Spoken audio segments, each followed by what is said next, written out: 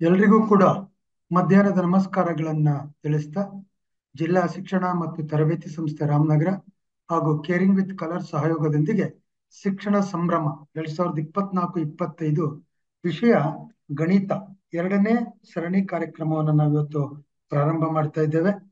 ತಾವೆಲ್ಲರೂ ಕೂಡ ಜಾಯಿನ್ ಆಗ್ತಾ ಇದ್ದೀರಾ. ಕಳೆದ ವರ್ಷ ಇದ್ದಂತ ಹೆಚ್ಚಿನ ಪ್ರೋತ್ಸಾಹ ನಮ್ಗೆ ಸಿಕ್ಕಿಲ್ಲ ಅನ್ನೋ ಒಂದು ಫೀಲಿಂಗು ನಮ್ಗೆ ಇದೆ. ದಯಮಾಡಿ ಎಲ್ಲಾ ಶಿಕ್ಷಕ ಮಿತ್ರರು, ನಾವೆಲ್ಲರೂ ಕೂಡ ನಿಮ್ಗೆ ಸುಲಭ ಆಗ್ಲಿ ಅನ್ನೋ ಕಾರಣಕ್ಕೆ, ಮಕ್ಕಳಿಗೆ ಕಲಿಕೆ ಸುಲಭ ಆಗ್ಲಿ ಅನ್ನೋ ಕಾರಣಕ್ಕೆ ನಾವು ಈ ಕಾರ್ಯಕ್ರಮವನ್ನ ಬಹಳ ಅಚ್ಚುಕಟ್ಟಾಗಿ ಮಾಡ್ಕೊಡೋರಿದ್ದೇವೆ. ನಿಮ್ಮ ಸಂಪೂರ್ಣ ಸಹಕಾರ ಇದ್ರೆ ಮುಂದಿನ ದಿನಗಳಲ್ಲಿ ಇನ್ನೂ ಹೆಚ್ಚಿನದಾಗಿ ಮಾಡ್ಬೋದು. ಈ ಒಂದು ಕಾರ್ಯಕ್ರಮ ಇಷ್ಟು ಚೆನ್ನಾಗಿ ಬರ್ಲಿಕ್ಕೆ ನಮ್ಮ ಸಂಸ್ಥೆಯ ನೆಚ್ಚಿನ ಉಪನಿರ್ದೇಶಕರಾದಂತ ಬಿ.ಜೆ. ಪ್ರಭುಸ್ವಾಮಿ ಸರ್ ಹಾಗೂ ಉಪಪ್ರಾಂಶುಪಾಲರಾದಂತ ಶಿವಕುಮಾರ್ ಸರ್ ಅವರು ಹಾಗೂ ಎಲ್ಲ ಉಪನ್ಯಾಸಕ ಬಂಧುಗಳು ನಮ್ಮೊಟ್ಟಿಗೆ CWC ಎಲ್ಲ ಸಮಸ್ತ ಕಾರ್ಯಕ್ರಮದ ಅಧಿಕಾರಿಗಳು ಕೂಡ ಇದ್ದು ಈ ಕಾರ್ಯಕ್ರಮನ ಯಶಸ್ವಿ ಮಾಡಲಿಕ್ಕೆ ನಾವು ಪ್ರಾರಂಭ ಮಾಡಿದ್ದೇವೆ. ಈ ದಿನ 4ನೇ ತರಗತಿನಲ್ಲಿ ಗುಣಾಕಾರಕ್ಕೆ ಸಂಬಂಧಪಟ್ಟಂತೆ ಮಾಹಿತಿಯನ್ನ ವಿಚಾರ ವಿನಿಮಯ ಮೂಲಕ ಮಾಡ್ಕೊಳ್ಳೋಣ. ಹಾಗೂ 5ನೇ ತರಗತಿನಲ್ಲಿ ಅಪವರ್ತನಗಳು ಮತ್ತು ಅಪವರ್ತ್ಯಗಳು, ಭಾಜ್ಯ ಮತ್ತು ಅವಿಭಾಜ್ಯ ಸಂಖ್ಯೆಗಳ ಬಗ್ಗೆ ನಾವು ಪಾಠದ ಬಗ್ಗೆ ಚರ್ಚೆ ಮಾಡೋಣ. 6ನೇ ತರಗತಿನಲ್ಲಿ ಮಾಸಹ ಮತ್ತೆ ಲಾಸಹ, HCF ಮತ್ತೆ LCM ಬಗ್ಗೆ, 7ನೇ ತರಗತಿನಲ್ಲಿ ಭಿನ್ನರಾಶಿಗಳ ಗುಣಾಕಾರ ಮತ್ತೆ ಇದರೊಟ್ಟಿಗೆ ಪದ ಸಮಸ್ಯೆಗಳ ಬಗ್ಗೆ ಚರ್ಚೆ ಮಾಡಲು ನಾವು ಈ ದಿನ ಸಿದ್ಧತೆಯಲ್ಲಿ ಇದ್ದೇವೆ. ಈ ಒಂದು ಕಾರ್ಯಕ್ರಮವನ್ನ ನೆರವೇರಿಸಿಕೊಡ್ಲಿಕ್ಕೆ ಫೆಸಿಲಿಟೇಟರ್ ಸುಗಮಕಾರರಾಗಿ CWC ಕಿರಣ್ ಅವರು ಮತ್ತೆ ಮಂಜುನಾಥ್ ರವರು ಖಂಡಿತ ನೆರವೇರಿಸಿಕೊಂಡಿದ್ದಾರೆ. ಈ ದಿನದ ಒಂದು ಫ್ರೀ ಕ್ವಿಜ್ ಕಾರ್ಯಕ್ರಮಕ್ಕೆ 176 ಜನ ಭಾಗಿಯಾಗಿರ್ತಕ್ಕಂಥದ್ದು ಬಹಳ ಸಂತೋಷ ಕೊಡ್ತಕ್ಕಂಥ ವಿಚಾರ. ಕಳೆದ ವರ್ಷ ಕಂಪೇರ್ ಮಾಡಿದ್ರೆ 300-400 ವರ್ಗೂ ಕೂಡ ಎಲ್ಲರೂ ಜಾಯ್ನ್ ಆಗಿದ್ರಿ, ತಮ್ಮ ಅಭಿಪ್ರಾಯವನ್ನ ಹಂಚ್ಕೊಂಡಿದ್ರಿ, ಹಲವು ಸಲಹೆ ಸೂಚನೆಗಳನ್ನ ಕೂಡ ಕೊಟ್ಟಿದ್ರಿ. ಈ ವರ್ಷನೂ ಕೂಡ ನಿಮ್ಮ ಸಲಹೆ ಸಹಕಾರ ಸೂಚನೆಗಳು ಇದ್ರೆ ಈ ಕಾರ್ಯಕ್ರಮ ಇನ್ನಷ್ಟು ತುಂಬಾ ಅಚ್ಚುಕಟ್ಟಾಗಿ ಮೂಡಿ ಬರೋದ್ರಲ್ಲಿ ಸಂಶಯ ಇಲ್ಲ ಅನ್ನೋ ಮಾತನ್ನ ಹೇಳ್ತಾ, ಈಗ ತಾವೆಲ್ಲರೂ ಎಷ್ಟು ಜನ ಜಾಯ್ನ್ ಆಗಿದ್ದೀರಿ? 46 ಜನ ಪಾರ್ಟಿಸಿಪೆಂಟ್ಸ್ ಜಾಯ್ನ್ ಆಗಿದ್ದೀರಿ. ಇನ್ನ ಒಂದೆರಡು ನಿಮಿಷಗಳಲ್ಲಿ ಈ ಕಾರ್ಯಕ್ರಮ ಪ್ರಾರಂಭ ಆಗ್ಲಿದೆ. ನಿಮ್ಗೆ ಸುಗಮಕಾರರು ಅದರ ಒಂದು ವೀಕ್ಷಣೆಯನ್ನ ಅನುಭವನ ಹಂಚಿಕೊಳ್ಳಿದ್ದಾರೆ. ದಯಮಾಡಿ ಇನ್ಯಾರು ಆಗ್ಬೇಕು ಅಂತ ಇದ್ದೀರೋ ಬೇಗ ಆಗಿ. ಮತ್ತೆ ಆಫ್ಟರ್ ದಟ್ ಮುಗಿದ ನಂತರ ಸಂವಾದದಲ್ಲಿ ತಮ್ಮ ಅಭಿಪ್ರಾಯಗಳನ್ನ ವ್ಯಕ್ತಪಡಿಸಿದ್ರೆ ಸರಿತಪ್ಪು ಒಪ್ಪುಗಳನ್ನ ನೋಡ್ಕೊಂಡು ನಾವಿನ್ನೂ ಕೂಡ ಉತ್ತಮ ರೀತಿಯಲ್ಲಿ ತಮ್ಗೆ ಈ ಒಂದು ವಿಷಯವನ್ನ ಅರ್ಥೈಸ್ಲಿಕ್ಕೆ ಅನುಕೂಲ ಆಗುತ್ತೆ. ಆ ಮೂಲಕ ಶಿಕ್ಷಣದಲ್ಲಿ ಮಕ್ಕಳ ಕಲಿಕೆ ತುಂಬಾ ಚೆನ್ನಾಗಿ ಆಗ್ಬೇಕು. ರಾಮನಗರ ಜಿಲ್ಲೆ ಒಂದು ಶೈಕ್ಷಣಿಕವಾಗಿ ಬಲವರ್ಧನೆಯಾಗಿ ಉತ್ತಮ ರೀತಿ ಫಲಿತಾಂಶ ಬಂದ್ರೆ ನಮ್ಮೆಲ್ಲರ ಸಹಕಾರ ಶ್ರಮ ಸಾರ್ಥಕ ಆಗುತ್ತೆ ಅನ್ನೋ ಆಶಾಭಾವನೆಯನ್ನ ಇಟ್ಕೊಂಡು ಈಗ ನಮ್ಮ ಆ ಆ ಕಿರಣ್ ಕುಮಾರ್ ಮತ್ತೆ ಮಂಜುನಾಥ್ ರವರಿಗೆ ನಾನು ಈ ಒಂದು ಕಾರ್ಯಕ್ರಮಕ್ಕೆ ಹೃತ್ಪೂರ್ವಕವಾದಂತ ಸ್ವಾಗತವನ್ನ ಕೋರ್ತಾ ಅವ್ರಿಗೆ ಅನುವು ಮಾಡ್ಕೊಡ್ತೇನೆ. ಮತ್ತೆ ಸಂವಾದದಲ್ಲಿ ಭೇಟಿಯಾಗೋಣ ಅಂತ ಹೇಳ್ತಾ ತಮ್ಮೆಲ್ಲರೂ ಕೂಡ ಮತ್ತೊಮ್ಮೆ ನಮಸ್ಕಾರಗಳನ್ನ ತಿಳಿಸ್ತಾ ನನ್ನ ಮಾತಿಗೆ ವಿರಾಮವನ್ನ ಹೇಳ್ತೇನೆ. ಎಲ್ಲ ಶಿಕ್ಷಕರಿಗೂ ಆಗಸ್ಟ್ ತಿಂಗಳಿನ ವೆಬಿನಾರಿಗೆ ಸ್ವಾಗತವನ್ನ ಕೋರುತ್ತಾ ಈ ಒಂದು ಪ್ರಸ್ತುತಿಯನ್ನ ಶುರು ಮಾಡೋಣ. ಆಗಸ್ಟ್ ತಿಂಗಳಿನ ಕ್ಲಿಷ್ಟಾಂಶಗಳು ಯಾವ್ಯಾವ ನಾವು ಆಯ್ಕೆ ಮಾಡ್ಕೊಂಡಿದ್ದೇವೆ ಅಂತಂದ್ರೆ, ತರಗತಿ 4ರಲ್ಲಿ, ತರಗತಿ 5, ತರಗತಿ 6 ಮತ್ತೆ ತರಗತಿ 7ರ ಕ್ಲಿಷ್ಟಾಂಶಗಳನ್ನ ನಾವಿಲ್ಲಿ ನೋಡಬಹುದು. ಒಂದೊಂದಾಗಿ ನೋಡ್ತಾ ಹೋಗೋಣ. ತರಗತಿ 4ರಲ್ಲಿ ಹಾಟ್ಸ್ಪಾಟ್ಸ್ ಯಾವ್ದಿದೆ ಅಂತಂದ್ರೆ, ದಶಕ ಸಹಿತ ಗುಣಾಕಾರವನ್ನು ಮಾಡುವುದು ಮತ್ತು ದೈನಂದಿನ ಜೀವನದಲ್ಲಿ ಬರುವ ಗುಣಾಕಾರದ ಸಮಸ್ಯೆಗಳನ್ನ ಬಿಡಿಸುವುದು ಎನ್ನುವಂಥದ್ದು. ಇಲ್ಲಿ ತರಗತಿ 4ರಿಗೆ ಸಂಬಂಧಪಟ್ಟ ಹಾಗೆ ಗುಣಾಕಾರದ ಒಂದು ಪರಿಕಲ್ಪನೆ ದಶಕ ಸಹಿತವಾಗಿ, ಹಾಗೆ ಒಂದು ಪದರೂಪದ ಸಮಸ್ಯೆಗಳನ್ನ ಹೇಗೆ ಸಾಲ್ವ್ ಮಾಡ್ಬೋದು ಅಂತ ನೋಡೋಣ. ಮೊದಲನೇದಾಗಿ ಒಂದು ಸಣ್ಣ ಪ್ರಶ್ನೆಯನ್ನ ಹಾಕೊಳ್ಳೋಣ. ಈ ಒಂದು ಹೂವಿನಲ್ಲಿ ಎಷ್ಟು ದಳಗಳಿವೆ ಎನ್ನುವಂಥದ್ದು ಒಂದು ಪ್ರಶ್ನೆ. ಒಂದು ಹೂವನ್ನ ಕೊಟ್ಟಾಗ ಬಹಳ ಸುಲಭವಾಗಿ ಎಷ್ಟು ದಳಗಳಿವೆ ಅಂತ ಲೆಕ್ಕಾಚಾರ ಮಾಡಿ ಈ ಒಂದು ಹೂವಿನಲ್ಲಿ 6 ದಳಗಳಿವೆ ಅಂತ ನಾವು ಹೇಳ್ಬೋದು. ಮುಂದೆ 7 ಹೂಗಳನ್ನ ಈ ರೀತಿ 7 ಹೂಗಳಲ್ಲಿ ಎಷ್ಟು ದಳಗಳಿವೆ ಎನ್ನುವಂತಹ ಒಂದು ಪ್ರಶ್ನೆಯನ್ನ ಇಟ್ಟಾಗ ಪ್ರತಿಯೊಂದು ಹೂವಿನಲ್ಲಿ 6 ದಳಗಳಿವೆ. ಹಾಗಾಗಿ 7 ಹೂಗಳು ಅಂತಂದ್ರೆ 6ರನ್ನ ಪುನರಾವರ್ತಿತವಾಗಿ 7 ಸತಿ ನಾವು ಕೂಡಿಸಬಹುದು, ಸಂಕಲನವನ್ನ ಮಾಡಬಹುದು. ಇದನ್ನ ನಾವು 7 ಬಾರಿ 6 7 ಟೈಮ್ಸ್ 6 ಅಂತ ಹೇಳ್ತೇವೆ. ಈ 7 ಟೈಮ್ಸ್ 6 ಅನ್ನ ನಾವು ಒಂದು ಗುಣಾಕಾರ ರೂಪದಲ್ಲಿ ಹೇಗೆ ಬರೆಯೋದು ಅಂತ ನೋಡಿದ್ರೆ 6 ಇಂಟು 7 ಅಂತ ಬರೀತೇವೆ. ಇಲ್ಲಿ 6 7 ನಮಗೆ 42 ಉತ್ತರ ಸಿಗುತ್ತೆ. ಈ ಒಂದು ಗುಣಾಕಾರದ ಉತ್ತರದಲ್ಲಿ ಇರುವಂತಹ ಅಂಶಗಳು ಯಾವ್ಯಾವುದು ಅಂತ ನೋಡಿದ್ರೆ ಗುಣ್ಯ, ಗುಣಕ ಮತ್ತೆ ಗುಣಲಬ್ಧ. ಅಂದ್ರೆ ಗುಣಿಸಲ್ಪಡುವಂತಹ ಸಂಖ್ಯೆಯನ್ನ ಗುಣ್ಯ ಅಂತೀವಿ, ಗುಣಿಸುವ ಸಂಖ್ಯೆಯನ್ನ ನಾವು ಮಲ್ಟಿಪ್ಲೈಯರ್ ಅಥವಾ ಗುಣಕ ಅಂತೀವಿ. ಹಾಗೆ ಸಂಖ್ಯೆಗಳನ್ನು ಗುಣಿಸಿ ನಮಗೆ ಏನು ಉತ್ತರ ಸಿಗುತ್ತೋ ಆ ಉತ್ತರವನ್ನ ನಾವು ಗುಣಲಬ್ಧ ಅಥವಾ ಪ್ರಾಡಕ್ಟ್ ಅಂತ ಹೇಳ್ತೀವಿ. ನೋಡಿದ ಹಾಗೆ 6ರನ್ನ 7 ಸತಿ ಕೂಡಿಸಿದ್ದೇವೆ, ಅಂದರೆ ಸಂಖ್ಯೆ 6 ಪುನರಾವರ್ತಿತವಾಗಿ ಸಂಕಲನಗೊಂಡಿದೆ. ಹಾಗಾಗಿ ಗುಣಾಕಾರವನ್ನ ಪುನರಾವರ್ತಿತ ಸಂಕಲನ ಅಂತ ನಾವು ಹೇಳ್ಬೋದು. ತಾನೇ ನಾವು ನೋಡಿದ ಹಾಗೆ ಗುಣಾಕಾರ ಎಂದರೆ ಒಂದು ಸಂಖ್ಯೆಯ ಪುನರಾವರ್ತಿತ ಸಂಕಲನ. ಇದನ್ನ ಒಂದು ಆಕ್ಟಿವಿಟಿ ರೂಪದಲ್ಲಿ ಒಂದು ಬಿಲ್ಲೆಗಳನ್ನ ಯೂಸ್ ಮಾಡ್ಕೊಂಡು ಅಥವಾ ಕಾಳುಗಳನ್ನ ತರಗತಿಯಲ್ಲಿ ಯೂಸ್ ಮಾಡಿಕೊಂಡು ಹೇಗೆ ನಾವು ಮಕ್ಕಳಿಗೆ ಇದನ್ನ ತಿಳಿಸ್ಕೊಡ್ಬಹುದು ಒಂದು ಚಟುವಟಿಕೆ ಮುಖಾಂತರ ಅಂತ ನೋಡೋಣ. ಒಂದು ಉದಾಹರಣೆಯನ್ನ ತಗೊಳ್ಳೋಣ. 67 ಗುಣಿಸು 5. ಈ 67 ಗುಣಿಸು 5ಅನ್ನ ನಾವು ನೋಡಿದ ಹಾಗೆ 67ರನ್ನ ನಾವು ಏನ್ ಮಾಡ್ಬೇಕು, ಪುನರಾವರ್ತಿತವಾಗಿ 5 ಬಾರಿ ನಾವು ಸಂಕಲನ ಮಾಡಬೇಕು. ಇಲ್ಲಿ ನಾವು ಸ್ಥಾನ ಬೆಲೆ ನೋಡ್ಕೊಂಡ್ರೆ ಸಂಖ್ಯೆ 67ರಲ್ಲಿ 7 ಎನ್ನುವಂತಹ ಒಂದು ಸಂಖ್ಯೆ ಬಿಡಿ ಸ್ಥಾನದಲ್ಲಿದೆ, ಸಂಖ್ಯೆ 6 10ರ ಸ್ಥಾನದಲ್ಲಿದೆ. ಹಾಗಾಗಿ ಮೊದಲನೇ ಬಾರಿ ಬಿಡಿ ಸ್ಥಾನದಲ್ಲಿ 7 ಬಿಲ್ಲೆಗಳನ್ನ ಇಡುವಂತಹದ್ದು, ಅದು ಗ್ರೀನ್ ಕಲರ್ ಬಿಲ್ಲೆಗಳನ್ನ ಇಡೋಣ.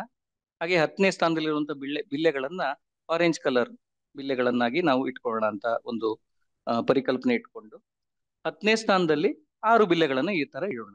ಎಷ್ಟು ಸತಿ ರಿಪೀಟ್ ಮಾಡಬೇಕು? 67ರನ್ನ ನಾವು 5 ಸತಿ ಮಲ್ಟಿಪ್ಲೈ ಮಾಡ್ತಾ ಇದ್ದೇವೆ. ಹಾಗಾಗಿ 5 ಸತಿ ನಾವು ರಿಪೀಟೆಡ್ಲಿ ಆಡ್ ಮಾಡಬೇಕು. 2ನೇ ಬಾರಿ ಇಡುವಂತಹದ್ದು, ಹಾಗೆ 3ನೇ ಬಾರಿ, 4ನೇ ಬಾರಿ ಬಿಲ್ಲೆಗಳನ್ನ ಇಡ್ತಾ ಇದ್ದೇವೆ, 5ನೇ ಬಾರಿ ಕೂಡ ಬಿಲ್ಲೆಗಳನ್ನ ಇಡ್ತಾ ಇದ್ದೇವೆ. ಈಗ ಬಿಡಿ ಸ್ಥಾನದಲ್ಲಿ ಇರುವಂತಹ ಬಿಲ್ಲೆಗಳನ್ನ ನಾವು ಆಡ್ ಮಾಡಿ ನೋಡಿದ್ರೆ ಎಷ್ಟಿದೆ ಅಂತ ನೋಡಿದ್ರೆ, ನೀವು ಈ ಕಡೆ ಒಂದು ಮಲ್ಟಿಪ್ಲಿಕೇಶನ್ ಮಾಡೋದು ಯಾವ ರೀತಿ ಅಂತಾನು ಕೂಡ ಎಡಭಾಗದಲ್ಲಿ ನೋಡಬಹುದು. ಎಷ್ಟಿದೆ ಬಿಲ್ಲೆಗಳು ಬಿಡಿ ಸ್ಥಾನದಲ್ಲಿ ಅಂದ್ರೆ 35 ಬಿಲ್ಲೆಗಳು ಇದಾವೆ. ಈ ಬಿಡಿ ಸ್ಥಾನದಲ್ಲಿರುವಂತಹ ಬಿಲ್ಲೆಗಳು 35. 10ನೇ ಸ್ಥಾನದಲ್ಲಿ ಲೆಕ್ಕಾಚಾರ ಮಾಡಿ ನೋಡಿದ್ರೆ 10ರ ಒಂದು ಸ್ಥಾನದಲ್ಲಿರುವಂತಹ ಬಿಲ್ಲೆಗಳು 30. ಈಗ ಮುಂದೆ ಏನ್ ಮಾಡೋದು ಹಾಗಿದ್ರೆ ಅಂತ ನೋಡಿದ್ರೆ, ಬಿಡಿ ಸ್ಥಾನದಲ್ಲಿರುವಂತಹ 35 ಬಿಲ್ಲೆಗಳನ್ನ 30 + 5 ಅಂತ ಬರಿಬಹುದು. 30 + 5 ಅಂತ ಬರ್ಕೊಂಡು ಬಿಡಿ ಸ್ಥಾನದಲ್ಲಿ ಮ್ಯಾಕ್ಸಿಮಮ್ ನಾವು ಸಂಖ್ಯೆ 9 ತಂದಿರ್ತೀವಿ. ಹಾಗಾಗಿ ನಾವು ಆ 5ಅನ್ನ ನಾವು ಇರಿಸ್ತೀವಿ. ಈ 30 ಬಿಡಿ ಬಿಲ್ಲೆಗಳನ್ನ ನಾವು 3 10 ಬಿಲ್ಲೆಗಳನ್ನಾಗಿ ಬರಿಬಹುದು. ಹಾಗಾಗಿ 3 10 ಬಿಲ್ಲೆಗಳಾಗಿ ಪರಿವರ್ತಿಸಿಕೊಳ್ಳೋಣ. ಸೊ ಈ ಹಸಿರು ಕಲರ್ ಇರುವಂತಹ 30 ಬಿಲ್ಲೆಗಳನ್ನ 3 ಆರೆಂಜ್ ಕಲರ್ ಇರುವಂತಹ ಬಿಲ್ಲೆಗಳಾಗಿ ಪರಿವರ್ತಿಸ್ಬೇಕು. ಆಮೇಲೆ 10ರ ಒಂದು ಸ್ಥಾನದಲ್ಲಿ ಇರುವಂತಹ ಬಿಲ್ಲೆಗಳು ಎಷ್ಟು ಈಗ ಅಂತ ನೋಡಿದ್ರೆ 30 ಮುಂಚೆ ಇತ್ತು, ಇವಾಗ 3 ಉಳಿದು ಮತ್ತೆ 3 ಬಂದಿದಾವೆ. ಬಿಡಿ ಸ್ಥಾನದಲ್ಲಿ 30ಇಂದ ಕನ್ವರ್ಟ್ ಆಗಿ 3 ಬಂದಿದಾವೆ. ಹಾಗಾಗಿ ಟೋಟಲ್ ಆಗಿ ನೋಡಿದ್ರೆ ನಮಗೆ ನಾವು ಆ 33ರಲ್ಲಿ 30 + 3 ಅಂತ ಬರುತ್ತೆ. 3 ಬಿಲ್ಲೆಗಳನ್ನ 10ರ ಸ್ಥಾನದಲ್ಲಿರುವಂತಹ 3 ಆರೆಂಜ್ ಬಿಲ್ಲೆಗಳನ್ನ ನಾವು ಹಾಗೆ ಇರಿಸ್ಕೊಳ್ಳೋಣ. ಈಗ 10 10ಗಳು ಸೇರಿ ಒಂದು 100 ಆಗ್ತದೆ. ಆ ಒಂದು ಪರಿಕಲ್ಪನೆ ಇದ್ರೆ ಈ 30 10ಗಳು ಸೇರಿ 3 100 ಆಗಿ ಪರಿವರ್ತಿಸ್ತದೆ. ಸೊ 100ರ ಸ್ಥಾನದಲ್ಲಿ ನಾವು 3 ಬೇರೆ ಕಲರ್ ಬಿಲ್ಲೆಗಳನ್ನು ಹಾಕ್ತೀವಿ. ಸೊ ಅದೊಂದು ಬ್ಲೂ ಕಲರ್ ಆಗಿರ್ಲಿ. ಸೊ 3 100ಗಳು ನಮಗೆ ಸಿಗ್ತವೆ ಅಂತ ನಾವು ಇಲ್ಲಿ ಹೇಳ್ಬೋದು. ಹಾಗೆ ನಾವು ಎಡಭಾಗದಲ್ಲಿ ಸಾಮಾನ್ಯವಾಗಿ ಮಾಡುವಂತಹ ಒಂದು ಮಲ್ಟಿಪ್ಲಿಕೇಶನ್ ಮೆಥಡ್ ಕೂಡ ನಾವಿಲ್ಲಿ ತೋರಿಸ್ತಾ ಹೋದ್ವಿ. ಸೊ 67 ಗುಣಿಸು 5 ನಮಗೆ ಎಷ್ಟು ಸಿಗುತ್ತೆ ಆನ್ಸರ್ ಅಂತ ನೋಡಿದ್ರೆ 335 ಅಂತ ಸಿಗುತ್ತೆ. ನಾವಿಲ್ಲಿ ಎಕ್ಸ್ಪ್ಲೇಷನ್ ಮಾಡ್ತಾ ಬಿಲ್ಲೆಗಳನ್ನ ಇಟ್ಕೊಂಡೆ ಎಕ್ಸ್ಪ್ಲೇಷನ್ ಮಾಡಿದ್ವಿ. ಬಟ್ ಎಡಭಾಗದಲ್ಲಿ ಸಾಮಾನ್ಯವಾಗಿ ಮಾಡುವಂತಹ ಒಂದು ಮಲ್ಟಿಪ್ಲಿಕೇಶನ್ ಮೆಥಡ್ ಕೂಡ ಬರ್ತಾ ಹೋಯ್ತು. ಸೊ ಇಲ್ಲಿ ನಾವು ವೆರಿಫೈ ಮಾಡಿ ನೋಡ್ಬೋದು ಎರಡು ಟ್ಯಾಲಿ ಆಗ್ತಾ ಇದೆ. ದಶಕ ಸಹಿತ ಗುಣಾಕಾರವನ್ನ ಮಾಡುವಂತಹ ಒಂದು ಪ್ರಕ್ರಿಯೆಯನ್ನ ನೋಡೋಣ. ಒಂದು ಉದಾಹರಣೆಯನ್ನ ತಗೊಂಡಿದ್ದೇವೆ. 267 ಗುಣಿಸು 15 ಅಂತ. ಇಲ್ಲಿ 267 ಗುಣಿಸಲ್ಪಡುವಂತಹ ಸಂಖ್ಯೆ, ಅದು ಗುಣ್ಯ. ಹಾಗೆ ಗುಣಿಸುವಂತಹ ಸಂಖ್ಯೆಯಲ್ಲಿ ಯಾವುದು ಅಂತ ನೋಡಿದ್ರೆ ಅದು 15. ಸಿಗುವಂತಹ ನಾವು ಈ ಪ್ರಕ್ರಿಯೆ ಮಾಡಿ ಮಲ್ಟಿಪ್ಲಿಕೇಶನ್ ಮಾಡಿ ನಮಗೆ ಸಿಗುವಂತ ಆನ್ಸರ್ ನಮಗೆ ಪ್ರಾಡಕ್ಟ್ ಆಗಿರುತ್ತೆ, ಗುಣಲಬ್ಧವಾಗಿರುತ್ತೆ. ಸ್ಥಾನ ಬೆಲೆ ಕೋಷ್ಟಕ ರೂಪದಲ್ಲಿ ಈ ಒಂದು ಸಂಖ್ಯೆಗಳನ್ನ ಬರ್ಕೊಳ್ಳೋಣ, ಗುಣ್ಯ ಮತ್ತೆ ಗುಣಕವನ್ನ ಬರ್ಕೊಳ್ಳೋಣ. 110 ಮತ್ತು ಬಿಡಿ ಸ್ಥಾನದಲ್ಲಿ, ಯಾಕೆಂದರೆ 267 ಮೂರಂಕಿ ಸಂಖ್ಯೆ, 110 ಬಿಡಿ ಸ್ಥಾನದಲ್ಲಿ 267 ಇರುತ್ತೆ. ಹಾಗೆ ಗುಣಕವನ್ನ ನೋಡಿದಾಗ 2 ಅಂಕಿ ಸಂಖ್ಯೆ ಆಗಿದೆ, ಅದು 15. ಹಾಗಾಗಿ 10ನೇ ಸ್ಥಾನದಲ್ಲಿ 1, ಬಿಡಿ ಸ್ಥಾನದಲ್ಲಿ 5 ನಮಗೆ ಸಿಗುತ್ತೆ. ಸೊ ಮೊದಲನೇ ಒಂದು ಸ್ಟೆಪ್ಪಿನಲ್ಲಿ, ಹಂತದಲ್ಲಿ ನಾವು ಏನ್ ಮಾಡ್ತೇವೆ, 267ರನ್ನ 5ರಿಂದ ನಾವು ಗುಣಿಸ್ತೇವೆ. 267ನ 5ರಿಂದ ಗುಣಿಸಿದಾಗ 7 ಇಂಟು 5, ಬಿಡಿ ಸ್ಥಾನಕ್ಕೆ ಬಿಡಿ ಸ್ಥಾನವನ್ನ ನಾವು ಮಲ್ಟಿಪ್ಲೈ ಮಾಡ್ತಾ ಇದ್ದೇವೆ. 7 5ಲಿ 35. ಸೊ 5ಅನ್ನ ನಾವು ಇರಿಸಿ 3ಅನ್ನ ದಶಕವಾಗಿ ತಗೊಂಡು ನೆಕ್ಸ್ಟ್ ನಾವೇನ್ ಮಾಡ್ತೇವೆ, 5ಅನ್ನ 6 ಒಟ್ಟಿಗೆ ಮಲ್ಟಿಪ್ಲೈ ಮಾಡ್ತೇವೆ. 5 6ಲಿ ನಮಗೆ 30 ಸಿಗುತ್ತೆ. ದಶಕ ನಮಗೆ 3 ಇತ್ತು, ಹಾಗಾಗಿ ನಾವು ಅದನ್ನ ಕೂಡಿಸ್ಬೇಕು. ಸೊ 30ಕ್ಕೆ 3ಅನ್ನ ಕೂಡಿಸಿ 33 ಅಂತ ಹೇಳ್ತೇವೆ. ಸೊ ಬಿಡಿ ಸ್ಥಾನದಲ್ಲಿ ಇರುವಂತಹ ಒಂದು ಸಂಖ್ಯೆ ಅಂದ್ರೆ 33ರಲ್ಲಿ 3ಅನ್ನ ಇರಿಸಿ ಉಳಿದಿರುವಂತಹ ಮತ್ತೊಂದು 3ಅನ್ನ ನಾವು ದಶಕವಾಗಿ ತಗೊಂಡು ಉಳಿದಿರುವಂತಹ ಕೊನೆ ಮಲ್ಟಿಪ್ಲಿಕೇಶನ್ ಇಲ್ಲಿ ಯಾವ್ದು ಉಳಿತು, 5ಅನ್ನ ನಾವು 2ರೊಟ್ಟಿಗೆ ಮಲ್ಟಿಪ್ಲೈ ಮಾಡಬೇಕು. ಸೊ 5ಅನ್ನ ನಾವು 2ರೊಟ್ಟಿಗೆ ಮಲ್ಟಿಪ್ಲೈ ಮಾಡಿದ್ರೆ 10 ಸಿಗುತ್ತೆ ನಮಗೆ. ಪ್ಲಸ್ ನಮಗೆ 3 ದಶಕವಿದೆ, ಅದನ್ನ ಕೂಡಿಸೋಣ, ನಮಗೆ 13 ಸಿಗುತ್ತೆ. ಸೊ ಮೊದಲನೇ ಹಂತ ಮುಗೀತು. ಬಟ್ ಇಲ್ಲಿ ಎರಡನೇ ಹಂತ ಇದೆ. ಅದು ಏನು ಅಂತಂದ್ರೆ 267 ಗುಣಿಸು 10 ಅಂತ ನಾವು ತಗೊಳ್ಬೇಕು. ಆಕ್ಚುಲಿ ಅಲ್ಲಿ ನಾವು ಮಾಡ್ತಾ ಇರ್ಬೇಕಿದ್ರೆ 1ರಿಂದನೇ ಗುಣಿಸ್ತೇವೆ. ಆದರೆ ಈ ಮೊದಲನೇ ಇರುವಂತಹ ಸ್ಥಾನ ಅಂದ್ರೆ ಈ 5ರ ಕೆಳಗೆ ಇರುವಂತಹ ಸ್ಥಾನವನ್ನ ನಾವು ಬಿಡ್ತೇವೆ. ಅದರ ಅರ್ಥ ಏನು ಅಂತಂದ್ರೆ 267ಅನ್ನ ನಾವು 10ರೊಟ್ಟಿಗೆ ಗುಣಿಸ್ತಾ ಇದ್ದೇವೆ ಎನ್ನುವಂತ ಅರ್ಥ. ಈ ಒಂದು ಪರಿಕಲ್ಪನೆ ಮಕ್ಕಳಿಗೆ ಇರಲ್ಲ. ಆ ಒಂದು ಸ್ಥಾನವನ್ನ 5ರ ಕೆಳಗೆ 0ನ ಬರ್ಕೊಳ್ಳೋದಾಗ್ಲಿ ಅಥವಾ ಅಲ್ಲಿ ಆ ಒಂದು ಸ್ಥಾನವನ್ನ ಬಿಡೋದಾಗ್ಲಿ ಮಾಡದೇ ಇದ್ರೆ ಈ ಒಂದು ಕ್ಯಾಲ್ಕುಲೇಷನ್ ತಪ್ಪಾಗ್ಬಿಡುತ್ತೆ. ಸೊ ಈ ಒಂದು ಪರಿಕಲ್ಪನೆಯನ್ನ ಮಕ್ಕಳಿಗೆ ಕೊಡ್ಬೋದು. ಎರಡನೇ ಹಂತದಲ್ಲಿ ನಾವು 267ಕ್ಕೆ 10ರ ಜೊತೆ ಮಲ್ಟಿಪ್ಲೈ ಮಾಡ್ತಾ ಇದ್ದೇವೆ ಅಂತ ಹೇಳ್ಬೋದು. ಆವಾಗ ಒಂದು ಕನ್ಫ್ಯೂಷನ್ ಕೂಡ ನಾವು ಅಲ್ಲಿ ಕಮ್ಮಿ ಮಾಡ್ಬೋದು ಮಕ್ಕಳಿಗೆ. ಮಲ್ಟಿಪ್ಲೈ ಮಾಡಿದಾಗ ನಮ್ಗೆ ಏನ್ ಸಿಗುತ್ತೆ, 10 ಇಂಟು 7 ನಮ್ಗೆ 70 ಸಿಗುತ್ತೆ. 7 ದಶಕವಾಗಿ ಉಳಿತು. ಹಾಗೆ ಮಾಡದ ಒಂದು ಮಲ್ಟಿಪ್ಲಿಕೇಶನ್ ಅನ್ನ ನಾವು ಸಂಪೂರ್ಣವಾಗಿ ಮಾಡಿದ್ರೆ ಎಲ್ಲ ಸ್ಥಾನಕ್ಕೂ 267 ನಮ್ಗೆ ಸಿಗುತ್ತೆ. ಈಗ ಕೊನೆ ಹಂತ ಏನು, ನಮ್ಗೆ ಉತ್ತರ ಸಿಗ್ಲಿಕ್ಕೆ ಈ ಸಿಕ್ಕಿರುವಂತಹ ಉತ್ತರಗಳನ್ನ ನಾವು ಕೂಡ್ಬೇಕು. ಸೊ 1335ಕ್ಕೆ ನಾವು 267 ಏನ್ ಸಿಕ್ಕಿದೆಯೋ ಅದನ್ನ ಕೂಡ್ಬೇಕು. 5ರ ಕೆಳಗೆ ಯಾವುದೇ ಒಂದು ಅಂಕಿ ಇರಲ್ಲ, ಅದನ್ನ 0 ಅಂತಾನೂ ಬರ್ಕೊಳ್ಬಹುದು ಅಥವಾ ಆ ಸ್ಥಾನವನ್ನು. ಸೊ ಫೈನಲ್ ಆದ ಆನ್ಸರ್ ನಮ್ಗೆ 4005 ಅಂತ ಸಿಗುತ್ತೆ. ಸೊ ಇಲ್ಲಿ ಗುಣಲಬ್ಧ ಪ್ರಾಡಕ್ಟ್ ಏನ್ ಸಿಕ್ಕಿತ್ತು ಅಂತಂದ್ರೆ 4005 ಸಿಕ್ಕಿತ್ತು. ಸೊ 267 ಗುಣಿಸು 15 4005 ಅಂತ ನಾವಿಲ್ಲಿ ಹೇಳ್ಬೋದು. ಸೊ ದಶಕ ಸಹಿತ ಗುಣಾಕಾರವನ್ನ ಮಕ್ಕಳಿಗೆ ಬೇರೆ ಬೇರೆ ರೀತಿಯಾದಂತಹ ಸಂಖ್ಯೆಗಳನ್ನ ಕೊಟ್ಟು 3 ಅಂಕಿ ಇಂಟು 1 ಅಂಕಿಯನ್ನ ಫಸ್ಟಿಗೆ ಕೊಟ್ಟು ಮತ್ತೆ ಈ ಒಂದು ಗುಣಕದ ಒಂದು ಡಿಜಿಟ್ಸ್ ಅನ್ನ, ಅಂಕಿಗಳನ್ನ ಜಾಸ್ತಿ ಮಾಡ್ತಾ ಹೋಗ್ಬೋದು. ಫಸ್ಟ್ 1 ಅಂಕಿಯಿಂದ ಗುಣಿಸುವುದು, ಆಮೇಲೆ 2 ಅಂಕಿಯಿಂದ ಗುಣಿಸುವುದು, ಆಮೇಲೆ 3 ಅಂಕಿಯಿಂದ ಗುಣಿಸುವುದು. ಈ ರೀತಿ ಹಂತ ಹಂತವಾಗಿ ಅವರಿಗೆ ಜಾಸ್ತಿ ಮಾಡ್ತಾ ಹೋದ್ರೆ ಮಕ್ಕಳಿಗೆ ಇದನ್ನ ಅರ್ಥ ಮಾಡ್ಕೊಂಡು ಯಾವುದೇ ರೀತಿಯಾದಂತಹ ಒಂದು ತಪ್ಪುಗಳ ಇಲ್ಲದೆ ಅವ್ರು ಮಾಡ್ಲಿಕ್ಕೆ ಸಾಧ್ಯವಾಗುತ್ತೆ ಅಂತ ಹೇಳ್ಬೋದು. ಒಂದು ಸನ್ನಿವೇಶ ತಗೊಳ್ಳೋಣ, ಒಂದು ಉದಾಹರಣೆ. ಪದ ಸಮಸ್ಯೆಗಳಿಗೆ ಒಂದು ಸನ್ನಿವೇಶದಿಂದ ಶುರು ಮಾಡಿದ್ರೆ ಬಹಳ ಚೆನ್ನಾಗಿರುತ್ತೆ. ಒಂದು ಕಿರಣ್ ಎನ್ನುವಂತಹ ಒಬ್ಬ ವ್ಯಕ್ತಿ ಇದ್ದಾನೆ. ಆ ವ್ಯಕ್ತಿ ಪ್ರವಾಸಕ್ಕೆ ಹೋಗ್ಲಿಕ್ಕೆ ರೆಡಿ ಆಗ್ತಾನೆ. ಅವನಿಗೆ ಒಂದು ಮನೆ ಇದೆ, ಆ ಮನೆ ಮುಂದೆ ಒಂದು ಚಂದದಂತ ತೋಟ, ಮತ್ತೆ ಅವನಿಗೆ ಒಂದು ನಾಯಿ ಕೂಡ ಇದೆ. ಇವನು ಪ್ರವಾಸಕ್ಕೆ ಸುಮಾರು ಕಾಲ ಒಂದು 2 ವಾರ ಹೋಗ್ಲಿಕ್ಕೆ ಒಂದು ತಯಾರಿಯನ್ನ ಮಾಡ್ಕೊಂಡಿರ್ತಾನೆ. ಆ ಒಂದು ಪ್ರವಾಸಕ್ಕೆ ಹೋದಾಗ ಈ ಒಂದು ತೋಟವನ್ನ ಆರೈಕೆ ಮಾಡ್ಲಿಕ್ಕೆ ಒಂದು ಜನ ಬೇಕು, ಹಾಗೆ ತನ್ನ ಸಾಕು ನಾಯಿಯನ್ನ ನೋಡ್ಕೊಳ್ಲಿಕ್ಕೂ ಸಹ ಜನ ಬೇಕು. ಹಾಗಾಗಿ ಒಬ್ಬನನ್ನ ನೇಮಕ ಮಾಡ್ತಾನೆ ಕೆಲಸಕ್ಕಾಗಿ. ನೇಮಕ ಮಾಡಿ ಅವನು ಹೋಗ್ತಾನೆ. ಈ ರೀತಿಯಾದಂತಹ ಒಂದು ಸನ್ನಿವೇಶ.